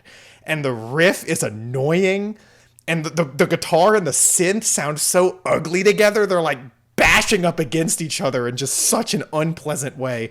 All of that aside, the song is 7 minutes long. It doesn't stop. And they just keep playing the riff over and over again. And it sucks so much. And all of that aside, as if all of that wasn't bad enough, the chorus is their worst chorus. It is horrendous. It sounds terrible. Like, it's so loud and it just blows up the song in such an ugly way. And like Plant going like, I need your love. It just makes me want to get away from him. I can't deal with this song. It just, I know this is probably a me thing. Like, I don't know if you're going to also put it in F. I would be surprised if you did, because I've never heard anyone like this song as little as I do, but I don't know what it is. Like, I can't deal with it. And like, it's also like, when I put on this album, like, a lot of it's pretty funny and I kind of enjoy how dumb it is. Like, it's a bad album, but it's kind of enjoyable. This song, though, makes me want to turn it off. Like, it's like the opposite to Achilles' Last Stand, where it's like, as soon as the album starts, I'm like, maybe I shouldn't have put this on. Like, I could put anything else on. Like, I don't know. I do think there's one other song I could also call their worst that we haven't gotten to yet, but I don't even know. Even in comparison to that, I think this is my least favorite. I agree with you. You were wondering if I was gonna agree with you or not, and I do. It's just that, like, everything is so loud and abrasive. Like, the guitars are produced like 9 Inch Nails guitars. I'm not even lying. Like, they're so loud and abrasive. Like a synth pad that makes them sound like it's from like an 80s, like a Batman soundtrack song or something. Yeah, and it's like, on top of all of this, Plant singing, like he's singing in ways that make me feel like he's like stalking me and I need to like run away from him. Like, it doesn't feel good in any way. Like, I just can't stand listening to it. Well, I'm glad you agree with me on that, because I have not found much agreement on that point. But I can't. Honestly, with this album, I just hate how loud and abrasive everything is. It just makes me want to vomit. Yeah, like, it sounds terrible. It feels so bad to listen to. It's one of the worst produced albums I think I've ever heard. It's so garish. Like, it's just like, I just listen to it and I don't understand what they were thinking at all. I have no idea what they were even trying to do. And this is a prime example. Like, this song, like, what even is this? It's just like baffling. Yeah, anyway. They ordered their production from the gas station. All right. Next up is In the Light. I'm not a big fan of this track. Like, I like it. I think all the sections of this song are solid. It just, like, the whole song is solid. I don't know. I feel wrong. Like, I listen to it and I enjoy it fine, but after it's over, just something about it just rubbed me the wrong way about it. It just feels like the song didn't go where I wanted it to. And I've never been able to get over that disappointment. It just feels like there's so much more this song could and should be doing that it isn't. It's like, I like this song, but it's not really that good to me. It just kind of bothers me. Like, I think it just bothers me because it's just a disappointing track. Like, it just feels like something else should have happened there are 3 core sections of this song, all of which are good, but it feels like a 4th was coming and doesn't. And instead of that, they just repeat the whole thing again. Like, there's no progression to the overall song. I think if somebody told me this was a great song, I would understand where they were coming from. It's just that for me, like, I'm just not very into the song. I'd probably put it in C. Like, I think it's a solid track, but it just disappoints me every time, and I really don't have a lot of love for it. Yeah, I'm with you on that. I do really like the more psychedelic feeling parts of it. I think that that's really cool, especially whenever it breaks down into some of the jams. Like, that's really neat, the way in which they do that. There are some good transitions in the song. Yeah, that's super true. And it's just that it feels like it's missing something, and it feels like it needs to tighten up more. Like, and it's like they do the more like psychedelic part, and then they break down into the jams. That's basically what they do, and it, like, that would normally be fine if the song weren't like 9 minutes long. I just feel like it's kind of grating for its length. It feels like if the song was just the first half of the song, I would completely change my tune almost. Like, even without the satisfying 4th section that I feel like should be there, I would at least be able to say, like, okay, well, I enjoyed every part of that song. It's fine. And I'd be able to get over the disappointment with the fact that I felt like something more didn't happen. But I think it's the fact that the song just reverses course, like in that midsection, right where I feel like something else should have been there, the song just restarts. That, I think, is what really does it for me. Where it's like, it just really highlights the problem. Yeah. So do you agree with C? Yeah, I agree. Well, there you go. Next up is Kashmir, which is absolutely one of the best Led Zeppelin songs. Like, I go S for sure. And I think, like, of all songs on Physical Graffiti, this is the one where I can understand the high regard for this album, even though it would be silly to say it's the best Led Zeppelin album because of one song. Whatever, but this song is, all what I'm trying to say is it's amazing. Like, the usage of the orchestra that they brought in for this song is just, it's so... It elevates this song to such an insane level. Like, it just makes it unlike other Led Zeppelin songs and other epic Led Zeppelin songs of this length. Like, the song is like musically illustrating this sort of desert mystical journey, and it hits every single beat, and the progression of the song is unique. It's surprising, and I feel like, unlike a lot of other tracks that they do of this length, it kind of just, it feels like the whole point of the song musically is to, in some way, not go all the way there. Like, the whole point of the song is it's a journey, and there is no destination to the song. And yet, like, which is not to say it's an unsatisfying track. It is not. Like, every part is incredible.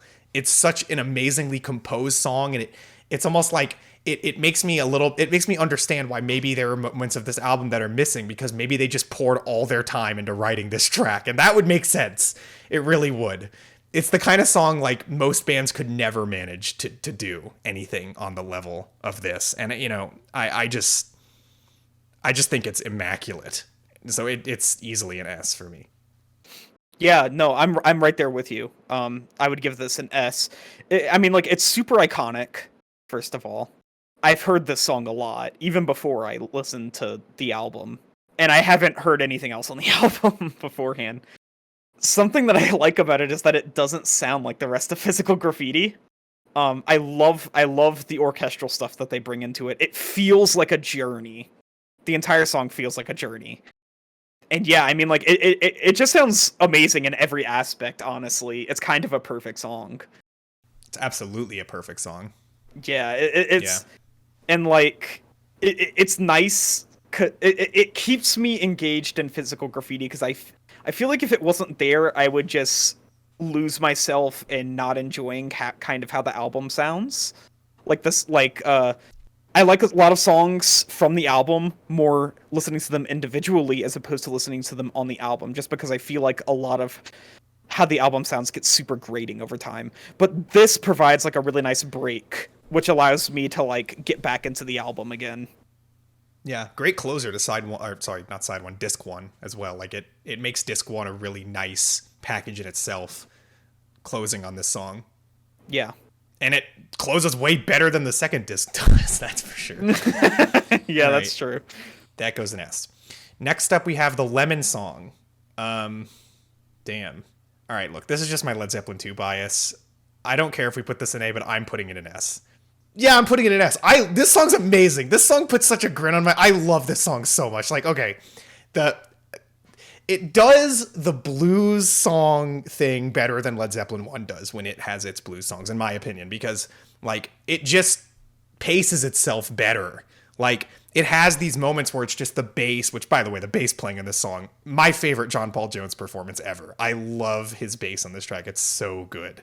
And, like, that coupled with, like, the funny blues cliches that Plant is singing about all throughout the song, it's just, like, it's dirty. It feels so, like, debaucherous, you know? And then, like, you couple that with those sections where the band just gets to explode, and it's absolutely crazy. I love the core riff to the song that opens the track. It feels so big, and then like those jammy sections are amazing. Every solo in this song hits so hard. Like I adore this track. I mean, I know it's I've heard a lot of people say this song kind of tanks the album for them. It just feels like it shouldn't be there. It's too long, it's boring, whatever. I don't know. I kind of think I sort of maybe get that, but to me, like, I don't know. This is one of my favorites. I had to think about it for a second, but it really is. So I would put this in S personally. Yeah, I mean, like, all of the things that I think are cool about the song, I think that you mostly covered. I really, really enjoy lots of the transitions into, like, whenever they start just jamming and, like, they just start going insane on the guitar and everything. Yeah, no, this song's really good, and I would put it in A, though. I would put it in A. Do you know who gets this one? No. Damn. I think it was me, but I also feel like I might just be saying that because I want it to be me. Okay, hold on. What was the one Physical Graffiti song you said was a loss? Because I think that was In My Time one. of Dying. That was you. It's me. This one goes to me. It's you. Yeah, that's right. Hell yeah. Okay. Next up is Living Loving Maid. She's just a woman. Another song a lot of people don't vibe with. I never understood why not, though. It's just so goofy and silly and fun. I love this song. The riff is amazing. It's a blast to listen to. It. Again, we're not taking this into account, but I'll just note the placement on the album is one of my favorite track-to-track transitions of all time. When Heartbreaker stops and this song starts, oh my god, it's so good. But anyway, I can't take that into account. But no, I love this track. I think it's a ton of fun. The chorus is a lot of fun. It's a funny song. It's enjoyable. It's sexist, but you know that you could say that about multiple Led Zeppelin songs. I don't know. Yeah. I would put it in A. I mean, I'm not going to go S, but I do really highly enjoy the song. I would put it in A. I would agree. The song goes super hard, and it's just the entire thing. It's just like consistently like it just rocks. And then I really like whenever they bring in like the sections where like they'll bring in like the blaring guitar that phases in and out. That's so cool. That's so cool. It's something I have to note about Led Zeppelin 2 is that, like, despite the fact that, as you mentioned, it has pretty weak production and mixing, and it absolutely does. It's one of their worst recorded records, like, in all truth, even though it's my favorite. Like, there's so many production tricks still, you know? Like, there's so many interesting overdubs and, like, little interesting things they add into every track. Like, despite the fact that the recording's not great, there's so much production going on. Like, there's so much creativity and things being added to every song, and, like, this is such a simple track, but just those little extra touches they add just add so much to me. Yeah, that's true. We agreed on A. I'm going to go with that. Next up, Misty Mountain Hop. I'm going to go A, though I could go S, but I feel like looking at our S tier, I don't think I would necessarily say that. I'll just say, like, this song is incredible to me. Like, another song that's really grown on me a lot. I've always enjoyed it. It's a very fun song. And the keyboard part is great. The song sounds great, but like the more I listen to it, the more like Plant's vocals just really, really lift me to another dimension. Like there's just something he does with his voice on this song. It's crazy. It's awesome. It sounds so good. And all that just on top of what is otherwise just a really fun bop. Like it's not a song I can necessarily sing high praises to heaven and like justify it being next to Kashmir or something. But at the same time, I don't know, like it's a really enjoyable track. I'm going to go with A. Just because I don't think I can justify it. But I love this track. I think it's super, super fun. Yeah, I agree. It's so cool. Robert just goes absolutely berserk on this. It's just amazing. And I think to add to it, it sounds like a Mario 64 level. So It literally sounds like a Mario 64 level, Misty Mountain Hop. So yeah. But I would give it A. Yeah, I would give it A. Next up is Moby Dick, which I would give A. I would give it an A. I like, this is a very famous solo. And what I really like about this solo is just how, like, I think it's just so silly. Like, you know, it's not really that impressive of a drum solo. It just isn't. Like, what makes it impressive is just how much, like, Bonham does during the solo. It just feels like he's messing around on the drums so much and, like, playing the drums in different ways and changing the dynamics and hitting them harder and softer to create, like, a real ebb and flow to the whole solo that makes it super fun to listen to. And it just feels so ridiculous in a way that makes it extremely enjoyable. And then the actual instrumental section of the song that isn't a solo is kick ass. Like, I love the guitar riff. I don't know. I think it's awesome. I would say it's my least favorite song on that record. Like, I'm not going to put it among any of the other songs in terms of, like, how much I enjoy it, but I also don't think I would put it in B. I think I have to go A because I really, really like this track. It's a lot of fun. Yeah, no, it's super cool. I just think that like the bit with the drums at the end, I just think that it lasts a little too long for me, and I think that I just kind of stopped paying attention at the end. But like it is a super, super cool song, and I'm not gonna deny that. In the beginning of the song and everything, and like whenever like the guitars are in, it's just such a jam. Yeah. But yeah, I think that I would give this a B. Honestly. Okay, well that goes to you. Okay. And that's fine. Next up is Night Flight from Physical Graffiti. This is another song I just feel mixed on with Physical Graffiti. There's a lot of these tracks that, like, I enjoy them overall, but there's just, like, things where it just feels like the song could be a lot better. Like, this song is great at the beginning. The organ, the drumming, the vocal melody, I'm like, wow, this is going to be a really enjoyable song. And then it just kind of doesn't really turn out that great. There were moments that sound a bit dumb. Some moments that sound kind of like this just generic rock and roll stepladder kind of riff thing they're doing. And, like, it's fine. It's another song that feels like something's just not there. Like, there's some section to this song that was just missing. I overall do like the song quite a bit, and I don't think I'm going to put this one in C. I do think I'll go B for this one, because I do quite like this track. Yeah, so I agree with you in, like, the beginning sounding really, really awesome. But, like, it doesn't take long after that to where, like, I immediately switch it and, like, yeah, this sounds stupid. Initially, I'm like, oh, this is, like, really cool, and there's, like, really neat ideas going on here, and then all of a sudden, like, out of nowhere, my brain just switches and is like, yeah, no, this sounds really cheap, and I hate this. Like, but the thing is, like, it happens so quickly. It happens so quickly to where I just feel that way throughout most of the song. And, like, yeah, it just kind of sucks because I feel like I'm not sure quite what's wrong there, but I feel like if things were different, it would be a really, really good song. And I would think, like, I think that it would be a really, really good song, right? It's so close to being a great track. Like, there's a musical idea in it that justifies its existence and could have been taken into like being a legitimate hit too. It has, like, hit potential, and it doesn't capitalize on it. People are gonna hate me for this. I would give it E. Oh my god. Yeah, I don't know if people are gonna hate that. It's not like a fan favorite or anything, but I just can't. It's just like it goes. It's not long until I'm just like, this sounds so bad. This sounds so cheap. Yeah, well, that goes to me. So this is gonna go into C. Wait, so what did you give it? So I gave it a B. You gave it an E. There's no middle. Would be C. It was between C and D, so it goes to C to weigh it towards me. Yeah. Fine. That's fine. Next up, we've got Nobody's Fault But Mine. The other song on Presence, a lot of people consider a career highlight. I don't. It's boring. I don't really like it very much. I think the riff's okay, maybe. There are some parts where I start to get into it, and then something pulls me out. It just like a lot of those other songs, it still feels like the band's heart just really isn't fully in it, and nobody's really taking it that extra mile. Although the riff is good enough, like, the song is good enough where this could be a great track. It's just the performance just isn't there.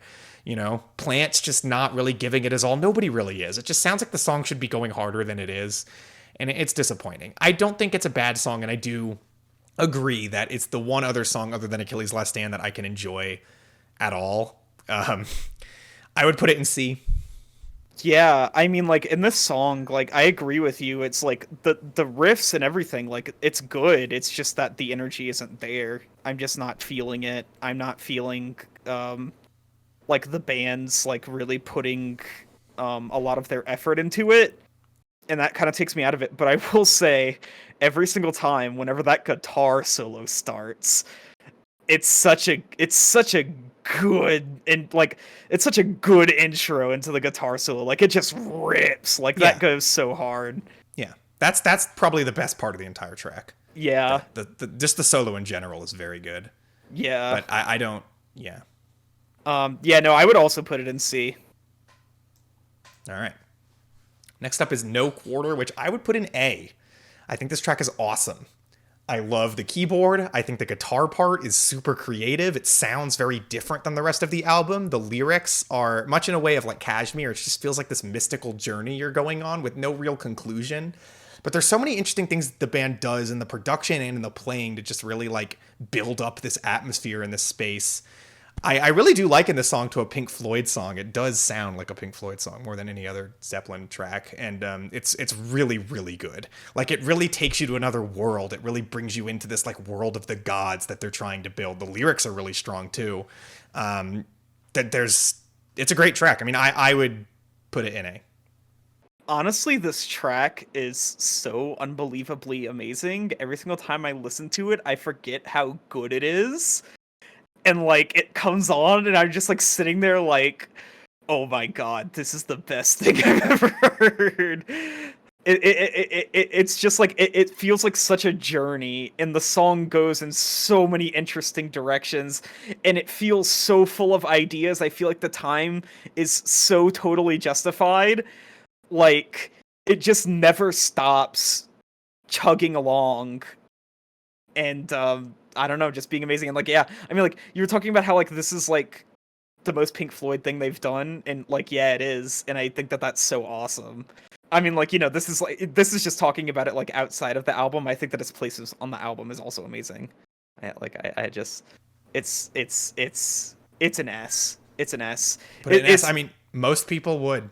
So yeah, I mean, like, it's in the running for their best song for me. So wow, yeah. S tier. Fine. We're putting it in S. I mean, you get that one. Yep. Next up is The Ocean. Damn it. This is an S tier for me. I mean, I'm trying to be careful about the S, but yeah. I mean, I love this song. It's so sick. Like, the song is so good. Like, every part of the song is so good. The riff just, oh my god. Like, the way that it interacts with the time signature the band is playing in is crazy. It's like one of those songs that uses an uncommon time signature and like plays it off in a way where you don't notice that the song is like written that way because it's just so smooth. And then like couple that with like the finale to this track, which is it just goes off. Like, every part of the song is mind-blowing. I'm putting it an S. I would give this an S. This is one of my favorite Led Zeppelin songs for sure. I totally agree with you. It is super iconic. It stands out. Like, if you give somebody Houses of the Holy and then this comes on, they're gonna know immediately what this song is. I love everything about it. And like, I just like to imagine whenever Plant's like singing, like Plant's like doing like really weird hand and arm motions and has like a really like crooked, sick grin. Like no, honestly though, like the way that like Plant performs, it's really odd for the song, and it's just so cool. It's so cool. I love the imagery you bring to these songs. You always make me see them in a different light. Like, that's so funny. Yeah, like, no, like can you imagine though, like Robert Plant's like singing and has like a really sick oh, I can imagine it now. That's why I laughed, because I thought it was funny. But I mean, yeah. No, I mean, like, it's so cool. Also, I like guitar tone. The guitar tone. Oh yeah, so great. And like also like the reverb on the drums, like that just adds so much. Yeah.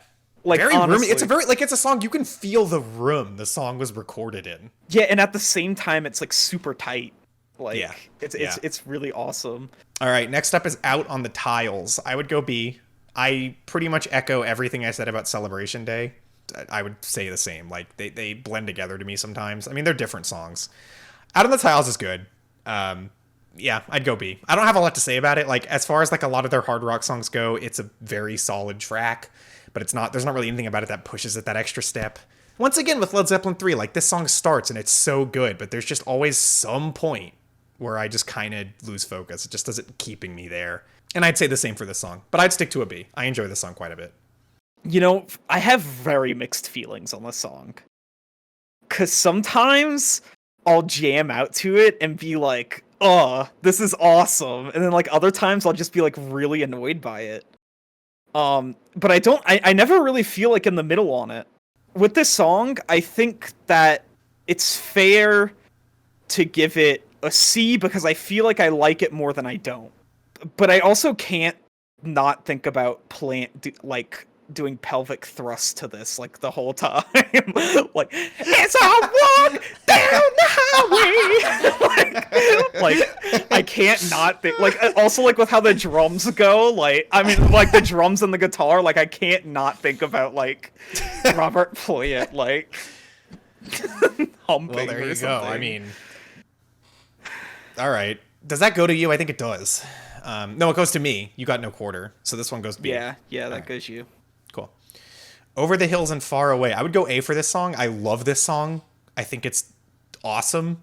I wouldn't class it among these songs. That is literally the only thing I can say, but I love this track. Like, it's one of their strongest folk rock tunes. Like, it's blending that, like, acoustic sound with their hard rock sound in such a perfect blend. Like, the sound just feels so fully realized. And I remember saying this in the retrospective, is that it kind of feels to me like it's taking all the ideas 3 had and like shoving them into one song.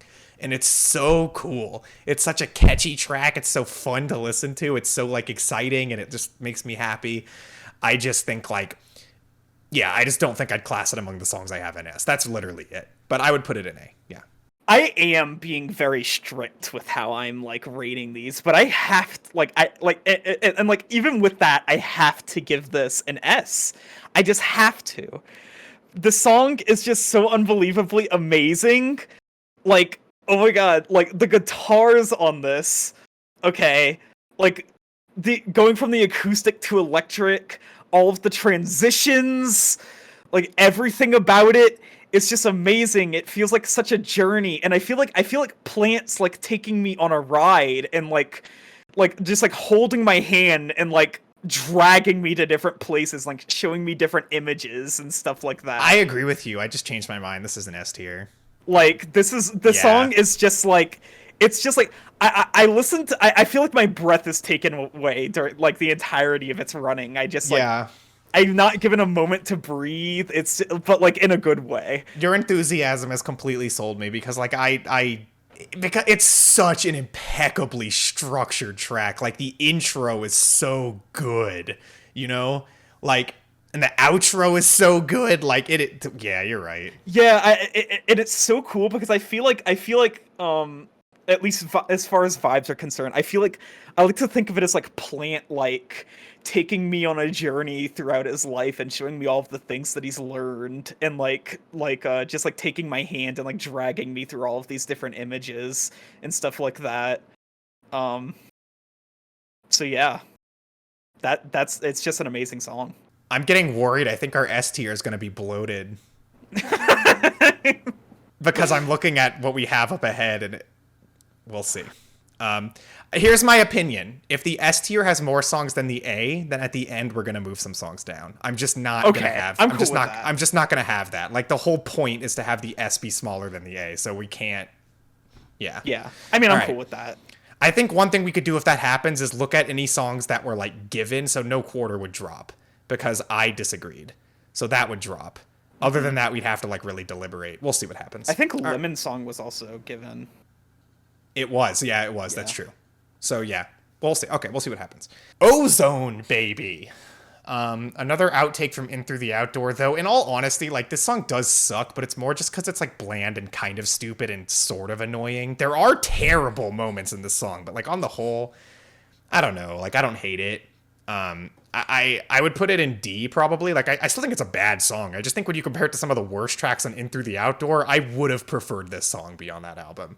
Like, if you took In the Evening off and put this on instead, I mean, it would have been weird as the opener, but whatever. My point is, there are some songs I could trade, like, that I like less than this one. I think of all the In Through the Outdoor outtakes, this is probably the most defensible. It's just not very good. So I would put it in D.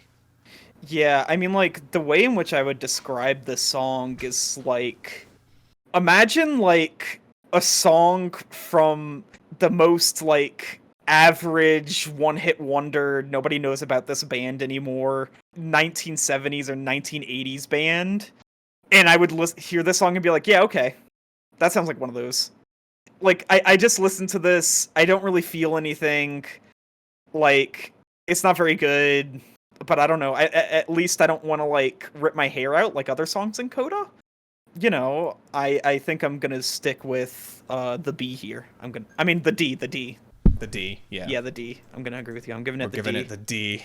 Yeah. Next up is Poor Tom. This is a Led Zeppelin 3 outtake. I'd probably go D for this one as well. Like, it's another song I don't dislike. You can tell it's an outtake, I'll say that. You know, it's just not really a good song. The production is horrible. It's honestly the worst sounding track on Coda. And it's weird because I feel like their goal was to touch up some of these songs. They did not touch up this song. It sounds bad. All that said, though, like, it's pretty inoffensive. It's just like it's not that bad, but I definitely don't like it. I would put it in D, yeah. I would agree. I just there's nothing really interesting about this song. It just kind of like I just sit there and I'm like, okay, I'm listening to a song right now. That's about it. Yeah, I mean that's you said most of what there was to say about it. Yeah. Next up is the Rain song, which I'm putting in S tier. Because, like, I have moments with this song where I'm like, this is the best song I've ever heard in my life. Like, I don't even know. Like, there's a couple Led Zeppelin songs I could say that about. Like, I just have moments with them where I'm like, wow, I'm in love with everything I'm hearing. I'm in love with the world. This song is immaculate. Like, it is so... I feel like I'm blushing even thinking about it. It's so good. Like, the build, the progression, the symphonic sound of the synthesizers, the mellotron on this song, the piano. Oh my God. Like, it's... And I said this in the retrospective, and I really feel like this song almost feels like an attempt to do another Stairway to Heaven. There's a lot of things that make it similar to that song where I feel like it was kind of a conscious effort on their part, but it really differentiates itself in just being so naturalistic and so free-flowing and so beautiful. And even like the climax of the track, it's just like this gorgeous explosion of sound. It's not like this hard rock section. It's not like explosive or anything. It just feels like the world opening up to you and all of nature just showing itself to you at once. It's so profoundly beautiful, and it's so delicate. And it's like one of those Led Zeppelin songs where the lyrics are genuinely incredibly meaningful. And there aren't a lot of Led Zeppelin songs you can say that about. This would be in like at least my top 5 tracks from the band, so I have to put it in S. I so agree with you. It's the track is given so much space, and it sounds incredible. I think that it might be the best produced Zepp song. Honestly, it's just absolutely amazing. Like I listen to this and I feel like I'm being held and told that everything's gonna be okay. You're held by like a tree goddess. She takes you in her branches and she I don't know. I see nature when I listen to the song. Yeah, no, and I totally get that. But there's like some sense of like I mean, like there's every sense of peace with it. Like soft spoken words, you know, whispers of like reaffirming things like it's all gonna be okay and stuff like that. That's just how I feel whenever I listen to this, and it's really profound. Yeah. It's just an incredible song, and I wouldn't feel comfortable putting it anywhere else other than S. All right. God damn it. Next up we have Ramble On. I'll put it in A. Not even just because I'm not trying to bloat ass. I love this song. Like, look, I'm a huge Led Zeppelin 2 fan. I love every song on this album. And I think an S is justified. I mean, it's one of those, like, iconic, classic Led Zeppelin songs. It is, probably one of my lesser favorites on the album, but that's partially just because I love this album so much. It's another track where there's just so many production flourishes that add so much. Like, I think it's in the third verse where the song, like, quiets down and there's this instrumental section where they just add in all these guitar effects. It's such a cool song. The chorus hits so hard. The, like, Lord of the Rings lyrics are really fun. It's a great song. I mean, it's one of the most, like, adventurous tracks on 2. It's just not necessarily one of my absolute favorites. So I would go A for Ramble On, but I do adore the song. Yeah, I would also go A. I mean, you basically said most of what I wanted to say. I just wanted to add that, like, it feels like such a it feels like a self-love type thing, to where it's like, oh yeah, I'm gonna do this, and there's nothing you can do to stop me. You know what I mean? Yeah, it's like it's a bad bitch anthem is what you're trying to say. Oh yeah. Yeah. Yeah. Robert Plant, one of those. Yeah, well, there you go. I mean, yeah, I agree. Next up is Rock and Roll. Oh my god. I think I would go A. Yeah, I think I would go A for Rock and Roll. Like, I love this song, but I do think Led Zeppelin, like, is one of those bands that has, like, some songs that are, like, on an absolutely other level. And I don't think this is one of them, though you could say it is. But, like, the riff is amazing. The lyrics are really, really good and, like, weirdly depressing. It is a genuinely lonely song, but it's, like, the passion, the energy, and the fire of the performance makes it, like, not sound that way. And the finale to this track, when the piano gets added into the song, is one of my favorite moments in their discography. On the whole, though, I would go A, I think, for Rock and Roll. Yeah, I would agree. Like, this song is absolutely so amazing, and I love the performances on this, and I love, like, the little dances that I imagine Plant doing. It's just a song that whenever I hear it, like, it feels like empowering in a certain way, and feels like I need to get up and move right now. Yeah, so we're going A. Yeah. All right. Next up is the Rover. Now, I don't know what your opinion is on this song, but I've heard you say so many bad things about this song that I know you hate it. I actually love this song, and I wouldn't put it in A, but I think there's a lot of really cool things about this track. And, like, for me, like, it does this cool thing where, like, it blends the, like, really, like, kind of machismo hard rock riff that it has in the verse, and then turns that into this very, like, feminine kind of chorus where the song just opens up, and it feels like, I don't know if this is what they were going for necessarily, but it just feels like a bird that's, like, opening its wings up during that chorus, sort of like the Led Zeppelin logo of, like, Icarus. The reason that I sound like I'm talking so highly of it, but I'm not going to go any higher, is, yeah, because the main riff to this song is pretty bullheaded. And, like, while I think that the transition between that and the chorus is very interesting and I enjoy it a lot, it is still a pretty bullheaded riff. Not one of their best songs by any means, but I do like the song a lot, and I would go B. Okay, are we ready for my part? So, I will say that I agree with you on it being machismo. If machismo was a man that used cheese as deodorant. because all that I think about whenever listening to this is that it's a Home Depot anthem. Where just a bunch of sweaty dudes walk into Home Depot after not showering for like 2 weeks, and they just all like grab tons of tools and start like very provocatively like using them on different things. Like, that's the only image that comes into my head whenever I hear this. I don't like how it sounds. It sounds very cheap to me. I just can't not hear this and think of sweaty men.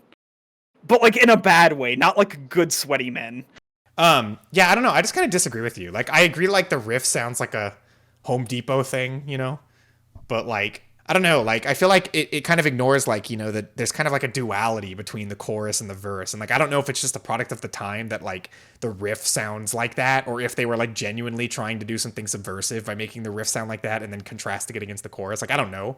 But I feel like the difference between those two things and the contrast there kind of makes a pretty interesting, like, dynamic between the two. I can understand that, especially because I do definitely think that the chorus is the best part. The chorus is, decent, I think. I just can't, like, the Home Depot-ness of the rest of the song annoys the hell out of me. Yeah.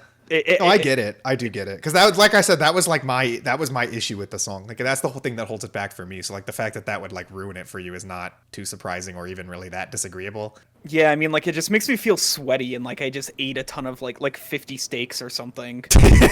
And now I'm just like sweating it all out through my pores. And you had a hard day's work of like hammering nails into the boards or whatever they do at Home Depot. I don't know. Yeah, but like very provocatively. But yeah, no, I mean, like, as far as where I would replace the Rover, it would be an E tier. Okay, so that's between B and E. So, God, who got it last time? I don't even remember. Was it No Quarter? I think it was. No, it wasn't. No, it was something after that. Yeah, you won a No Quarter, and I don't think we've had one since then. Because I changed my mind with Over the Hills. Yeah. Yeah, so I think it goes to me. So that means Rover goes in the C tier. If I'm wrong about this, people will find out in the video. I don't know. We're having a bad time keeping track. We should probably take notes next time. Yeah. Anyway, yeah. It's fine. The next song is Royal Orleans, which it's one of the less terrible tracks on Presence. I mean, I'd put it in D. Like, I don't know. I don't feel like strongly about it one way or the other. It at least has a more interesting musical idea that feels like it's trying to conjure up something, but it's pretty boring. Doesn't really have a lot going for it. A little stupid, just not as stupid as some of the other songs on the album. So I would go with D for Royal Orleans. I would agree. It's just kind of like, it's a song. It does song things. It technically qualifies as a song. Yeah. Next up is Sick Again. So I don't know. Like, here's the thing about this song, okay? Musically, just musically, not the production, not the performance, not the anything. Just musically, I think it's good. And I think that I don't, like, as far as the musical composition goes, it's not as ill-fated as some of the other songs that I'm going to rank this one amongst, I think. And that I feel like it's a song that could have been good. That, like, somewhere along the line, this song could have been pretty awesome. It's a hooky track. There are, like, arguably 2 or 3 hooks even in it. And I like songs that do that. I think it's like, there's something here. Obviously, I'm about to drop a shoe. And that's that it is only in concept where this song works, because after it leaves the conceptual phase, no, sorry, not even that, the compositional phase, it crashes and burns. I mean, the production on this song is horrendous. The performance is awful. It sounds terrible. And that alone, like how bad it sounds would rank it pretty low. I don't know if you read the lyrics to this song. Have you read the lyrics to this song? No. Okay, just don't do that. That's all I have to say. You don't need to read them. Now, I mentioned this in the review, and somebody commented, and if you're watching, hi. And they brought up, so the song is about groupie culture, and it is interpreted as a critique of it. I think that somebody gave an interview somewhere along the line where they said that was the point. It was a critique of groupie culture. And here's my problem with that. Like, I'm fine with that. And when you read the lyrics through that lens, I can see it. It just doesn't matter, because Led Zeppelin is one of the bands most infamously associated with groupie culture and with, like, doing horrible things to underage fans, particularly Jimmy Page. Like, they're known for that. It's not even like, oh, they're one of the bands who kind of participated. They are, like, the most famous. There's so, documentary after documentary about it. Yeah, so it's like you can't. So, like, when they're critiquing it, it's just a self-report. you know? It's not like a critique. It's just like, this is what we're doing. Isn't it bad? Like, yeah. Like, and it's like, and it's really, really disgusting. And that's, again, even if I grant that it is a critique, and I really don't know if it is, you know, probably, maybe. It's really sickening. I wouldn't put it in F because I had positive things to say, even though they were only compositional. I do feel like it has more potential than any song in F has, but I would put it in E. That's where I would put the song. Also, like, again, album stuff doesn't matter, but like as a closer, it's so awful. Yeah, I mean, this song just makes me feel disgusting in every way. I hate it. This is one of the ones that would go in F for me. It is horrendous, and I can't stand listening to it. I have no interest in arguing you out of that point or arguing for my position here because the song is conceptually the most disgusting song in their career, so I don't care. I think I got it last time, so you're getting this and it's going in F, and that's cool. I don't care. That's fine. All right, next up we've got Since I've Been Loving You, which I think is one of the band's best songs. It has some of their best sounding production, some of their best like song progression elements. Like it's a blues number, but it moves so much and has so many phases, and it ebbs and it flows, and it has these beautiful peaks and valleys to it. It's such a like a well-crafted, beautiful song. It's jammy in a way that still makes it feel really well put together. Like while it definitely like coasts around on certain ideas, it does so in just such a way where the song still feels like it's going somewhere.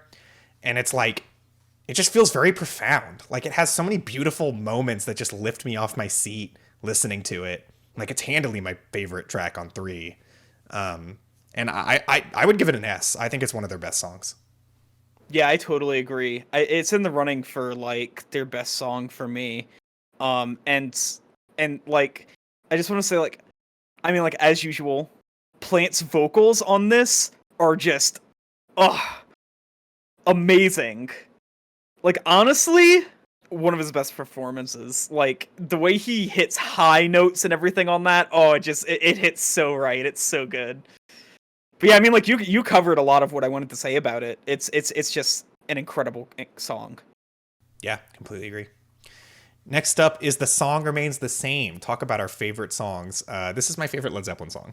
I love how much momentum it has, you know? Like the song just like keeps moving forward, and it like maintains this insanely brisk and exciting pace for like 5 minutes. And it does so in so many different ways. Like the song shifts so much. It has so many different phases. The guitar sounds different depending on what part of the song you're on. There's so many extra little guitar parts that just like swoop in and out. Like so many musical elements that just run in and run back out. And the whole thing just keeping this brisk pace the entire time. Like it never slows down. And I love Plant's vocals on the song. I think they're so weird sounding and so crazy. Like his performance is just unique on this song. Every aspect is, the drumming is insane. I love how like the drums and the guitar interact too on this song. The amazing like galloping bass line that it has. And it feels so dreamy. Like it has such like this heavenly, dreamlike, surreal kind of sound to it, where it just feels like, I don't know, it's just like such a moving and crazy song. Like it's my favorite Led Zeppelin track because I just feel like it does everything I like in a Led Zeppelin song, you know? And it does so in like one of their most exciting banger songs ever. And also, like, by the way, the lyrical content is really interesting too. It's very sparse, but it's very interesting. I don't know. This is my favorite Led Zeppelin song, so obviously I'm giving it an S. Yeah. I mean, like, I totally, like, understand what you're saying, and it's in the running for, like one of their best songs for me, too. You were saying how it feels so dreamy, and I'm right there with you. Like, it so does. Like, honestly, whenever Plant sings, it reminds me of, like, so take the Hounds of Love cover and replace Kate Bush with Plant, and that's what I imagine. He's got 2 dogs on him. Yeah, what the hell? Yeah, what are you doing, bro? Yeah, stop it right now. No, but like honestly, like that's how I imagine Plant whenever he's singing. There's my theatrical thing for the day. And yeah, no, I mean like I would also put it in S tier as well. It's amazing. Awesome. Southbound Saurez. I would put this in E. It's so stupid. It's so stupid. Like, I can't. A band with more tact than Led Zeppelin could have made this song fun.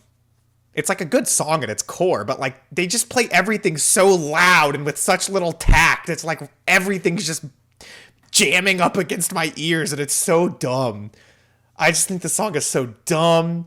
It sounds so stupid and annoying. In a similar vein to much of the rest of the album, it does so in a funny way. It's entertainingly bad to a certain degree, but I cannot defend it.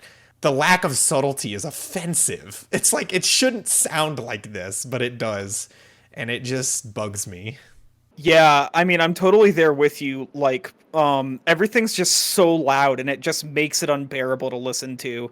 Like, whenever I hear the constant piano like in my ear just over and over again, like as it continues, like I just like want to rip my headphones off more and more because like it's just so hard to listen to. This, like, honestly, like most of the album of In Through the Outdoor, it's just like it's such a hard album to sit down and listen to just because it's so unbelievably loud and abrasive and for no reason.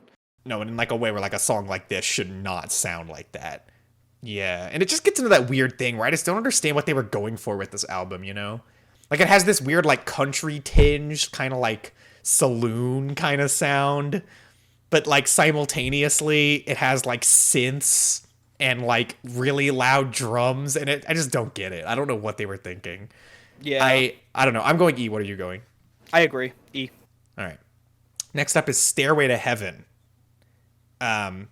Which goes in S tier, like, obviously. I mean, I don't know. It's just one of those songs, there's not much I can add to it. I'll just say, like, I feel like it's their best written track by far and away. You know? Everything is right in that perfect place. It's so intentional about absolutely everything it does. And it feels so perfect. It just doesn't feel... It feels like it transcends their discography because it really does have, like, this perfection to it that no other Led Zeppelin song has.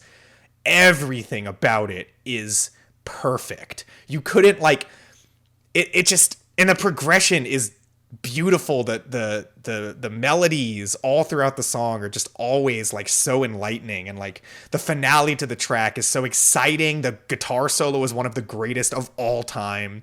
There's just like, it's a song where there's nothing wrong with it. It's so perfect, it almost feels like it's blasé to even say it's a good song, because it obviously is. Like, there's nothing wrong with it. And I don't know, like, it feels like a moment of like divine inspiration, you know? And I don't know if I can say that for any other track, as much as I love so many other songs, and I probably wouldn't even call this my favorite track.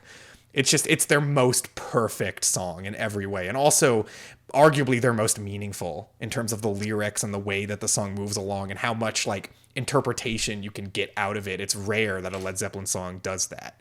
So I mean, obviously, like, Stairway to Heaven is S. Yeah, I mean, totally. I was just gonna say it's such a staple of Zeppelin's career, not to mention just rock in general. Like, it's just it's a staple of like everything surrounding it, and it feels like it's the culmination of everything that Zeppelin has learned throughout their entire career. It just feels like it led up to that moment. Like it's just so perfect. Yeah, totally. Yeah. Next up is Tangerine, which is a song a lot of people really, really like, I've found. For me, you know, I think it's nice. I don't know. There's not much I can say to justify my take here. It just doesn't do much for me, you know? Like, it's okay. I think it's a nice ballad. I can see that it's kind of pretty, but they have plenty of other pretty songs I would handily take over this one. It's not bad. I think it's a nice track. I think it's a pretty good track, but I would probably put it in C. Like, in terms of my overall feelings, not really a song I care too much for, though I do think that it's a nice song, and I do enjoy it. Yeah, I mean, I would probably put it in C too. It is a nice song, but I don't end up listening to it and thinking that it's anything like super incredible. Although I will say that the production is really awesome on it. Yeah, no, I think most of 3 sounds really good. It's only in like the very end where it suddenly falls apart. But yeah, no, and it carries that over for sure. It's a nice sounding track. Just not really one that I would return to. Next up is T for One. Easily the most boring track. No, that's not true. Second most boring track on Presence. Obviously, it loses to For Your Life. I don't think any song ever could be as boring as that. It feels kind of like they're doing a similar song to Since I've Been Loving You, but just with none of the beauty or finesse. And it's like, there are moments of the track that I think are interesting. I like the really noisy, dissonant blasts of guitars that happen like once or twice in the song, but it's really the only moment of intrigue you get in the entire track. The rest of it's just really boring blues number that goes on for way too long, and there's just nothing about it that really stands out in any way. It's like, maybe in a career of a band that didn't already have Since I've Been Loving You, I might have more positive things to say about T for One. But aside from those like dissonant moments that the song has, which feel kind of unique, there's nothing else I can say about this song that doesn't also apply a million times more for that one. There's just really not much to say about it. It's like, it's acceptable, I guess, but I don't particularly enjoy it, and I would put it in D. I end up enjoying this one quite a bit. I think that it's fun. I really like lots of the things that they do. I really like a lot of the guitar's melodies in the song, honestly. I feel like it would be a lot better if like the band's heart was in this, which it doesn't feel like it is. Yeah, it sounds similarly soulless to a lot of this album. Yeah, and it's like I do end up thinking it's a good track, but it does fall short in a lot of ways because like the performances aren't very good. But I like this one quite a bit. I would give it a C. So I think we're giving it to who got it last time? Wait. You did. You got sick again. Okay. We haven't had one since then, so yeah, it goes to me. So it goes in D. All right. Next up is 10 Years Gone. This is a fan favorite, and I understand it. It just doesn't click for me. I would put it in B, just to get that out of the way. Like, I like this song. I think it's solid. And I think there are things about it that are amazing. And I also think that if the song just was frankly just written better, like there's enough here for an S tier song. The lead guitar melody is brilliant. And like the way that melody shifts and weaves throughout the song, and the way that it sometimes gets louder and softer, and the additional guitars they add on top, like that strummed out dreamy guitar that adds during the bridge. These are really genius production touches and great guitar playing from Page, some of his best, arguably. My problem is just the song doesn't really go anywhere that's all that exciting to me. Like, it has this nice, nostalgic, beautiful feeling for about 2 minutes, but after a while, like, the song starts to feel like they're just trying to do things to keep it moving, and it's just not really working all that well. Like, I do like the song. I understand why this is a fan favorite, but like for me, it just doesn't really go that extra mile. But I do like the song a lot. I would put it in B. Yeah, I mean, I would agree with you in that, like, the main guitar melody is really cool. I end up actually finding myself humming it quite a bit. It's really nice. But yeah, I mean, like, the song does take too long. It just sounds like physical graffiti sounds too much. It doesn't help in the context of the album as well, because like I just don't feel like it's cool enough in order to like lift me up from how the album generally makes me feel. But I do think that there are production touches on this track that go the extra mile compared to a lot of the other songs. Like, there are moments where they add things into this track that just feel like they're doing more with it than they do with a lot of the other songs. Like, I mean, obviously it's recorded in the same sessions and it does have a similar sound, but I wouldn't say like 10 Years Gone sounds like something like Trampled Underfoot or something, you know? Like, they did things to try to make it stand out. Yeah, I guess it's just the song itself. I just don't really personally feel like it's all that great. It needed more work. That's my opinion. It might not sound like it from based off of what I said, but like I genuinely do feel this way. I don't really like this song too much, and I don't feel like going to it a whole lot, but I would give it like a low C. Sure, yeah. So that goes to you. So it's going in C. Wow, people are not going to like that one. All right, we've got Thank You up next, which I'm going to put in A. I adore this song. I think it's beautiful. I just wouldn't put it in S. That's the only thing. Like, I think this is a phenomenal ballad. It's so great that 2 has a song like this because it needs one. And it's a beautiful track. Like, I love the way that it builds up. I love how, like, they have the lyrics about, like, the sunrise while all the organs are, like, gently chiming in ear to ear and, like, building up. The chorus is fantastic on this song. It just has such a good progression. It's such a pretty song. And one of my favorite Led Zeppelin ballads, but I don't necessarily think, like, Led Zeppelin's strongest aspect is their balladry, you know? But I do think it's a really good song, a very pretty love song. I have no real complaints. It's on my favorite Led Zeppelin album. I just personally wouldn't put it in S, so I'll put it in A. I totally agree with you, and I don't really have much else to add on top of that. But yeah, like, no, this song's really awesome. So it goes in A. I realized I put it in A before you even said, but I just assumed you would probably agree with that. I don't know why I thought that. I was obviously right. Next up is That's the Way, a song that I have mixed feelings about. You know, it's a song that has a good guitar part. It's a pretty song. I enjoy parts of it, and there are moments that I'll have with this song where I actually think it's really good. It's just that most of the time when I listen to the song, I find it really boring, and I just don't know. It's like, I think that there's nothing terribly wrong about the song other than the fact that it's 5 minutes long, and I just don't really feel like the song was so good it deserved that. It's pretty, and I think, like, it's serene, and in a certain mood I can get into it, but it's not a very interesting track for me, so I would put it in the C tier.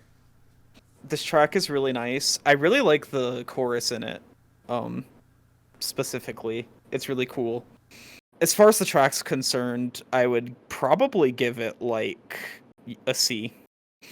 I think that it doesn't help that it's on the latter half of the album. I don't think that half is super well paced, and I think that there's already kind of a lull in the album, and then that comes up and it doesn't help.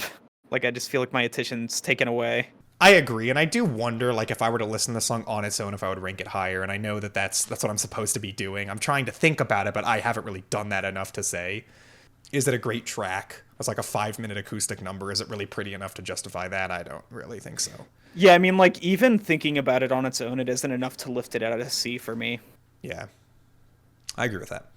Next up is Trampled Underfoot. So, you know, one of the hits from Physical Graffiti, and one of my favorites for sure. Like, one of the things about Trampled Underfoot that holds it back for me, that I'm just going to lead with, because there's actually, I think this song is, like, almost amazing. But Robert Plant just does a terrible job on this song, and I can't... It's that coupled with, like, the way he's mixed in this song, it's pretty bad. Like, it's pretty unforgivable, and I really feel like if Robert Plant was in his prime, maybe this song would be super awesome. As it is, I already really enjoy it, though, and, like, I think that, like, the way they infuse dance into this song is probably the best example on the album, even over Custard Pie. It just, Custard Pie comes together better as a whole package for me, but, like, the dance, like, inspired, like, guitar part and the way the drum intersects with it is so awesome. And the guitar, like, keeps changing and shifting over this groove to, like, add in these really interesting lifting melodies that it just keeps throwing in all over the place. It's a very creative, like, groove, and it's a really fun song that, like, at a loud volume, like, this song really rips for me, and I really enjoy it. It's just, like, Robert Plant, just that, like, I don't know, like, this must have been the last song they recorded or something, but his voice was gone. And, like, it really holds the song back for me. Like, I do enjoy the song a lot, but, like, take Robert Plant out of it, and I think well, not take him out of it, but just give him a better performance, and I would enjoy it a lot more. So, like, you know, one of my favorites on Physical Graffiti, but I'd still put it in B tier for me. People are gonna hate me. Why is that? So I'm just gonna start this off with saying that most people are not gonna like what I have to say, okay? And I'm aware of this. And you know what? I'm sorry, okay? I'm sorry. But I kind of hate this song. Not kind of, I do hate this song. Whenever it comes on, I feel like throwing up. It annoys me. You know, you were talking about how Plant's vocals just aren't there, and, like, you know, I've thought about it multiple times before, like whether or not I would like the song if Plant gave a genuinely good performance. And I can't really say that I would, but it would definitely help a lot because that really irritates me. Like that hurts, and it hurts bad. It's just so lazy. You know, we've talked about songs before where Plant has carried like the song, and I think otherwise if Plant didn't have a good performance, the song would be kind of bad or like annoying. It's like, you know, that could be the case here a little bit, because I think that like with like how like the bass pops and then like the guitar plays over that popping, I think that it sounds really obnoxious combined with Plant's vocals. And like it doesn't help that, I mean, well, maybe it helps in the sense to where it's like Plant's vocals are mixed really terribly, so you can't hear him as much. Yeah, like, I just think it's funny because I imagine, like, the person in the studio there, like, intentionally mixing him down because they're like, dude, I don't know about this one, man. And, like, there's a couple songs in that album where they do that, and it's funny to think about. Yeah, that is a funny thing to think about, but, like, honestly, like, I think that, like, the mixing and production here, or, like, just how, like, you know, a lot of, like, the instrument sounds and everything, like, it just isn't doing it for me. It isn't helping the song at all. And, like, I would give this song an F. Oh my god.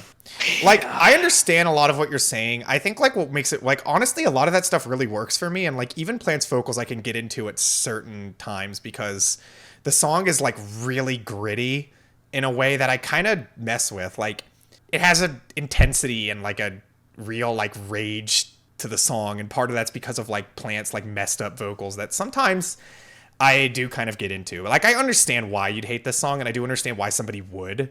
And, like, I think what's going to be annoying for a lot of Led Zeppelin fans watching our video is that, like, normally I would be the person that, like, they would want somebody else to temper. Like, you would want to have me there and then, like, a big physical graffiti fan there to, like, help even me out. Because, like, I'm going to rank a lot of these songs fairly low, but instead I'm the one who's tempering you.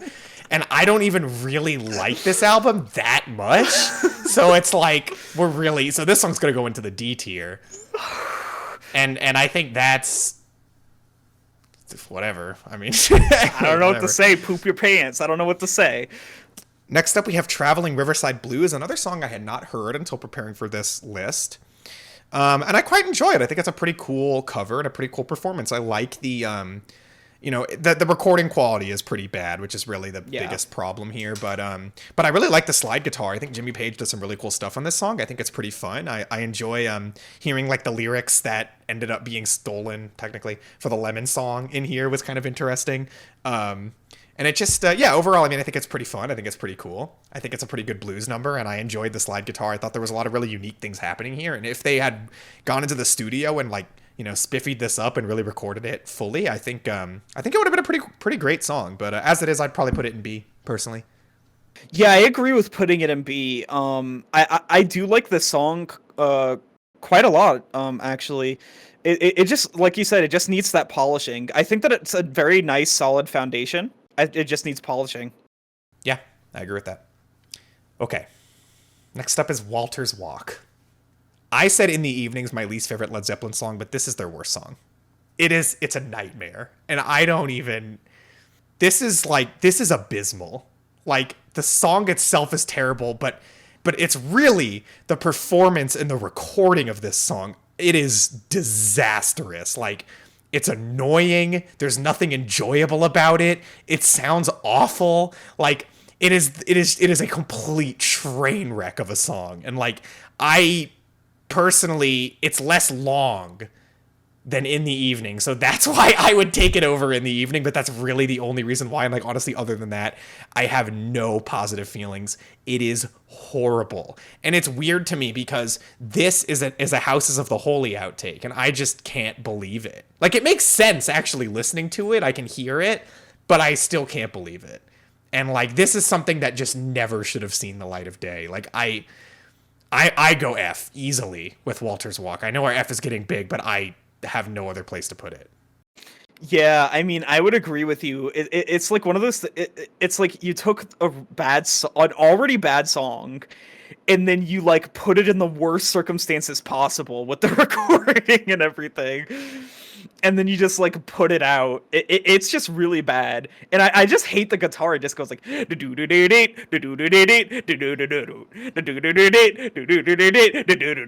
it's just obnoxious in So every annoying. way. So Like annoying. Yeah. I yeah. I remember I was whenever I was listening to Coda, I just couldn't believe a lot of what I've heard. I was just like, God, why is this so bad? Like, I don't Yeah. understand. Well, there you go. Next up is the Wanton Song. I like this song. I think sometimes I love this song. Most of the time I just like it. It's a couple songs on Physical Graffiti are kind of like that. Like if I listen to them loud, sometimes some of these songs really hit. But most of the time, it's a little grating. I think the riff is super cool. I think that, like, for at least half of this song, I'm with it almost 100%. I just feel like, again, Plant's not really bringing it here. Like, melodically, vocally, lyrically, he's really adding nothing to this song. It's probably my biggest complaint. There are a lot of cool production touches on this song, though. There are these cool moments where they, like, reverse fade in a guitar, and then, like, it hits with the riff right at the end, and it's really cool. I think it's a good song. I just think, like, I don't know. It's like one of those songs on Physical Graffiti that just feels like it just isn't really complete. Like, there's a really good riff and there's a really good groove, and that's kind of it. But I do really enjoy those aspects to it. I would personally give it a B.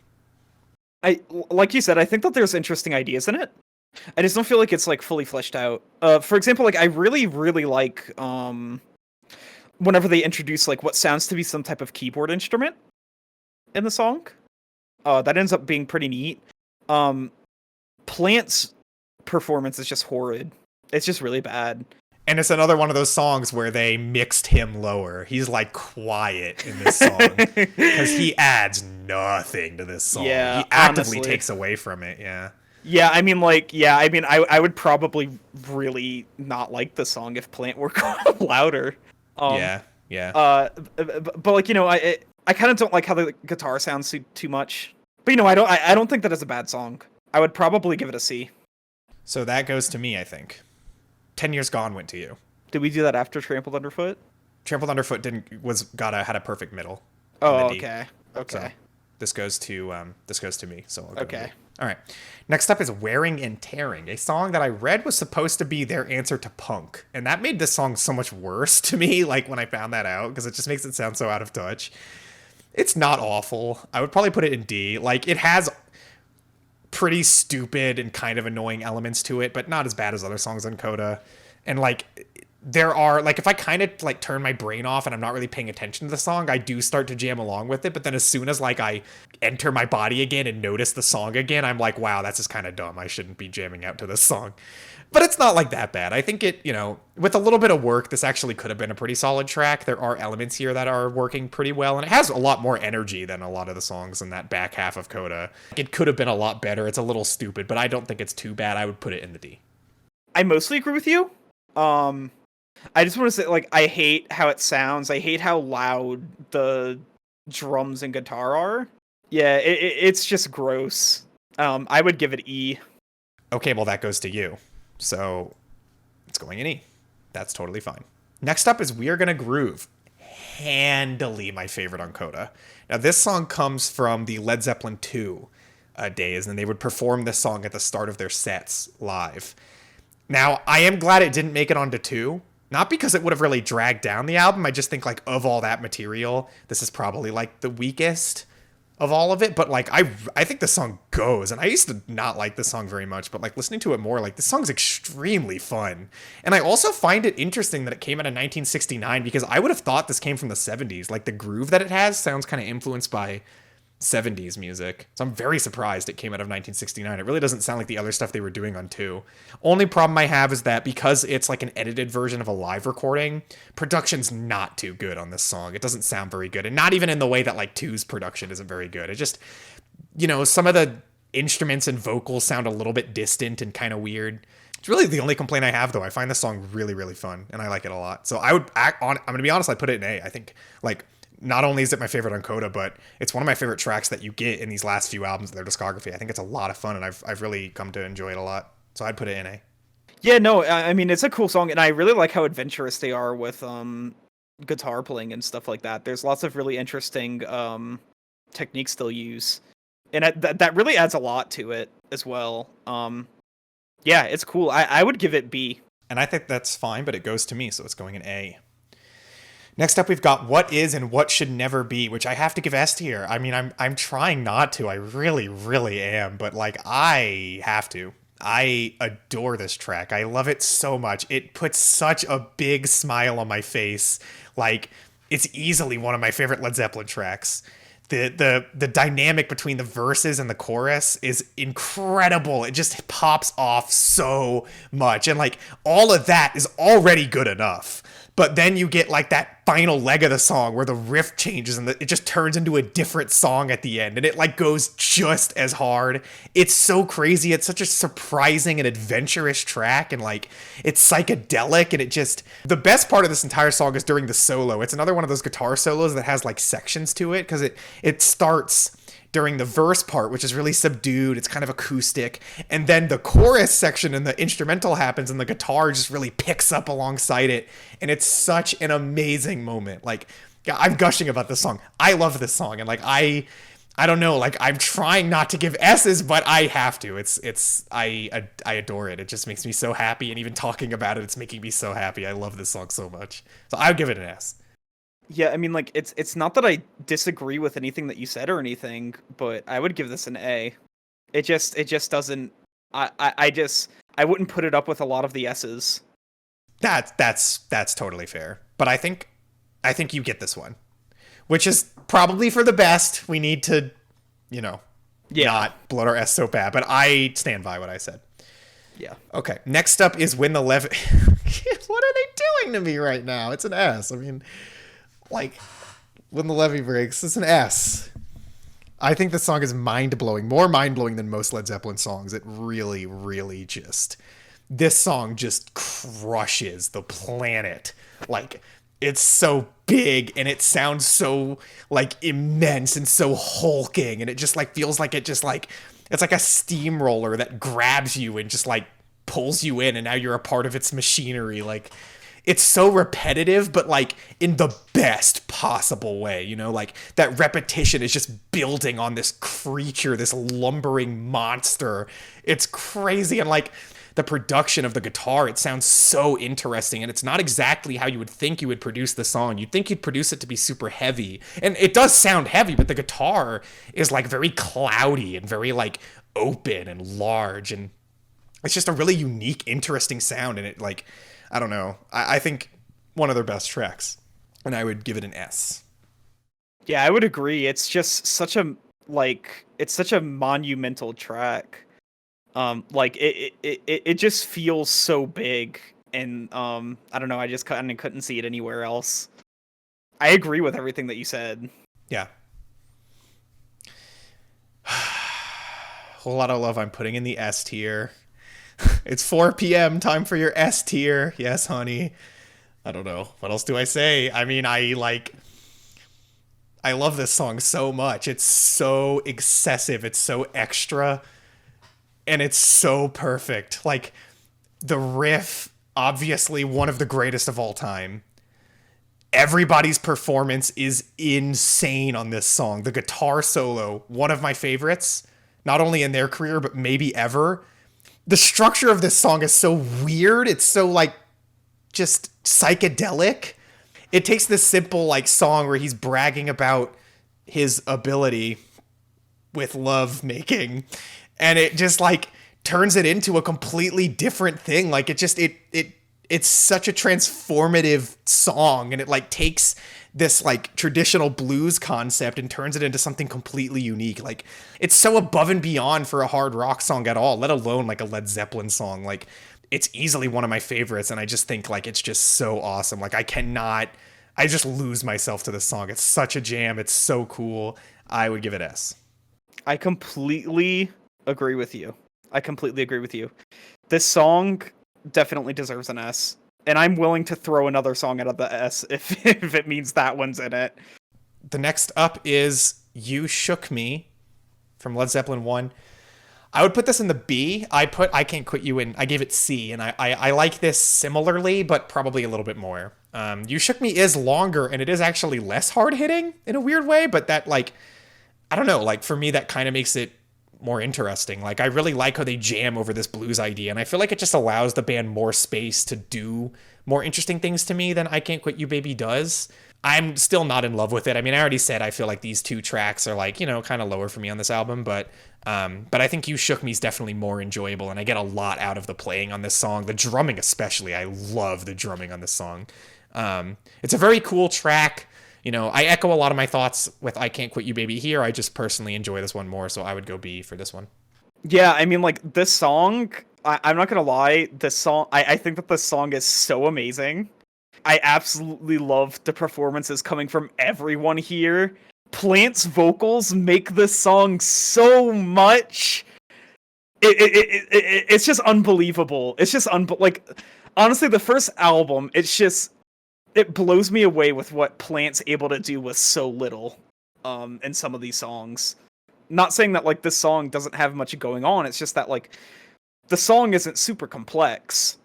And like, I just love whenever, like, the keyboards come in and they have, like, kind of a keyboard solo, and then everyone's, like, playing off of that and everything. It's just, like, the song goes in so many interesting directions. I have to give it S tier. Wow, all right. I mean, that puts it in the middle at A, so I think that's a good compromise. Yeah. Because I know you really like these two blues tracks on this album. It's just, like, for me, these are, you know, not my favorites. But yeah. So I think that's a good compromise to have. And we're ending on Your Time Is Gonna Come, which is a little bit anticlimactic, but it's a very good song. Really great ballad. I think the production on this song honestly, the song sounds better than any other track on this album, maybe, with barring maybe Dazed and Confused. But this song sounds very, very nice. I really enjoy the chorus. The way the organ swells up alongside the group vocals here is just lovely. I think it's a super good song. I mean, I feel like it's, you know, it's a pretty amazing ballad. And maybe not, like, as good as, like, something like Thank You for me. But it has, like, an emotional weight to it that I really, really like. Yeah, I mean, I would go A for this one. I really, really like this song. I would go A, yeah. Yeah, I mean, like, I really love the intro going into, like, the acoustic guitar. It's really pretty, and it's really nice. And it comes at a really good time in the album, too. It's the side 2 opener, I think, Your Time Is Gonna Come, which is really, really good in that place, too. Yeah. Yeah, no. I would also put this in A. All right. Now what we have to do, even though A and S are even, I still want to drop our disagreements on this down to A. Okay. I think if we disagreed on the song, it should go to A. That's my opinion. I won't do that for any other tiers. I'll do it for F also. So just to, like, even out these extremes here. Okay. So if I remember right, it was the Lemon Song. Yeah, Lemon Song. It was let's see, that's Lemon. Yeah. It was No Quarter. Yep. And it was, I think that's it. I think we agreed on the rest of these. Yeah. We did. Yeah. Yeah. And then for F, we disagreed on Sick Again. And that was it. And I'm fine with E and F being even. I think that looks fine. Okay. This is much more nice looking now to me. Here, let's zoom that out. Whoa, here's our tier list, everybody. This is our Led Zeppelin songs tier list. We're not ranking any of the tracks. God damn it, the ad. We're not ranking any of the tracks. So, you know, if we said a song was our favorite song, there you go. Like, you know, I don't really feel like ranking all the songs, and I feel like it just kind of, I don't know, it takes away from it. Like, in my opinion, if everything's an S, but, like, one of them is the lowest S and it means it's the worst in that tier, it takes away from it a bit. I don't want to do that. Yeah. I like having it like this, and I think this is a pretty mostly defensible tier list. Like, there are definitely some takes that people aren't going to be crazy about, and as you can see, we're pretty low overall on Physical Graffiti, which is really partially because neither of us like it very much, but partially because he especially does not like it. So listen, it takes, like, for me, if it was just my tier list, there'd be a lot of these songs up in B. But, like, then you have him taking them down even further from there. And that wouldn't be enough for some people having it in B, so. Okay. I don't want people to feel like I didn't give it a chance, though. I listened to that album a lot, and I tried to go into it with an open mind multiple times. Like, Yeah, Teeter listened to it a lot. I know that. I know that they did because they were telling me about how sick it was making them to keep listening to it. Oh my god, yeah. Yeah. It didn't help that, like, I actually did listen to it while sick before, and that really hurt. That made wasn't fun. A negative association, maybe. Yeah, it's because I was sick one time. Blame the illness, not me. Whatever the case, I think mostly though it's a pretty good list. I mean, like my bias is to Led Zeppelin 2, Teeter's bias is to Led Zeppelin 1. I feel like both albums are pretty evenly represented here, so that's nice to see. We can see which album has the most S tiers. I think House of the Holy 4, 2, and 1 have an equal number of S tiers, and I think wow, that's pretty cool. No, House of the Holy has more S tiers than all the other albums, and I don't have a problem with that. I mean, I would have more S tiers from 2. Yeah. Teeter would have more S tiers from 1. Yeah. But I think balancing them together, I don't have a problem with Houses having the most because I do think in some ways like it has some of their highest highs. Pretty good. I like the way this turned out. I think this turned out really nice. Yeah. So everybody, remember to like and, hit subscribe if you want to see more of this. And I know Teeter and I have talked about doing this as a somewhat regular thing. And when I say regular, I just mean like something we're going to do, not like on a regular basis. Yeah, like we're going to do it again. But it would, we got to do it again. And I think, I do have sort of a plan to do a songs tier list after every retrospective, although I don't know if I could really keep up with that. And if it is like, this is always a thing you and I are going to do, that would definitely be challenging to do. But it could be interesting. But anyway, yeah, I mean, remember to check out Teeter's links. They'll be in the description. I'll probably just put his link tree so you can find all of his socials. He's a streamer first and foremost, but he's on lots of platforms, and you can find him here on YouTube with YouTube Shorts and TikTok and all that sorts of things. So you can look at that in the description. And is there anything else you'd like to say before we leave here? I like Led Zeppelin. They play guitars. Me too. And they do the drums, and it goes really cool. And they sing. And I like it. Yeah, me too. I like them.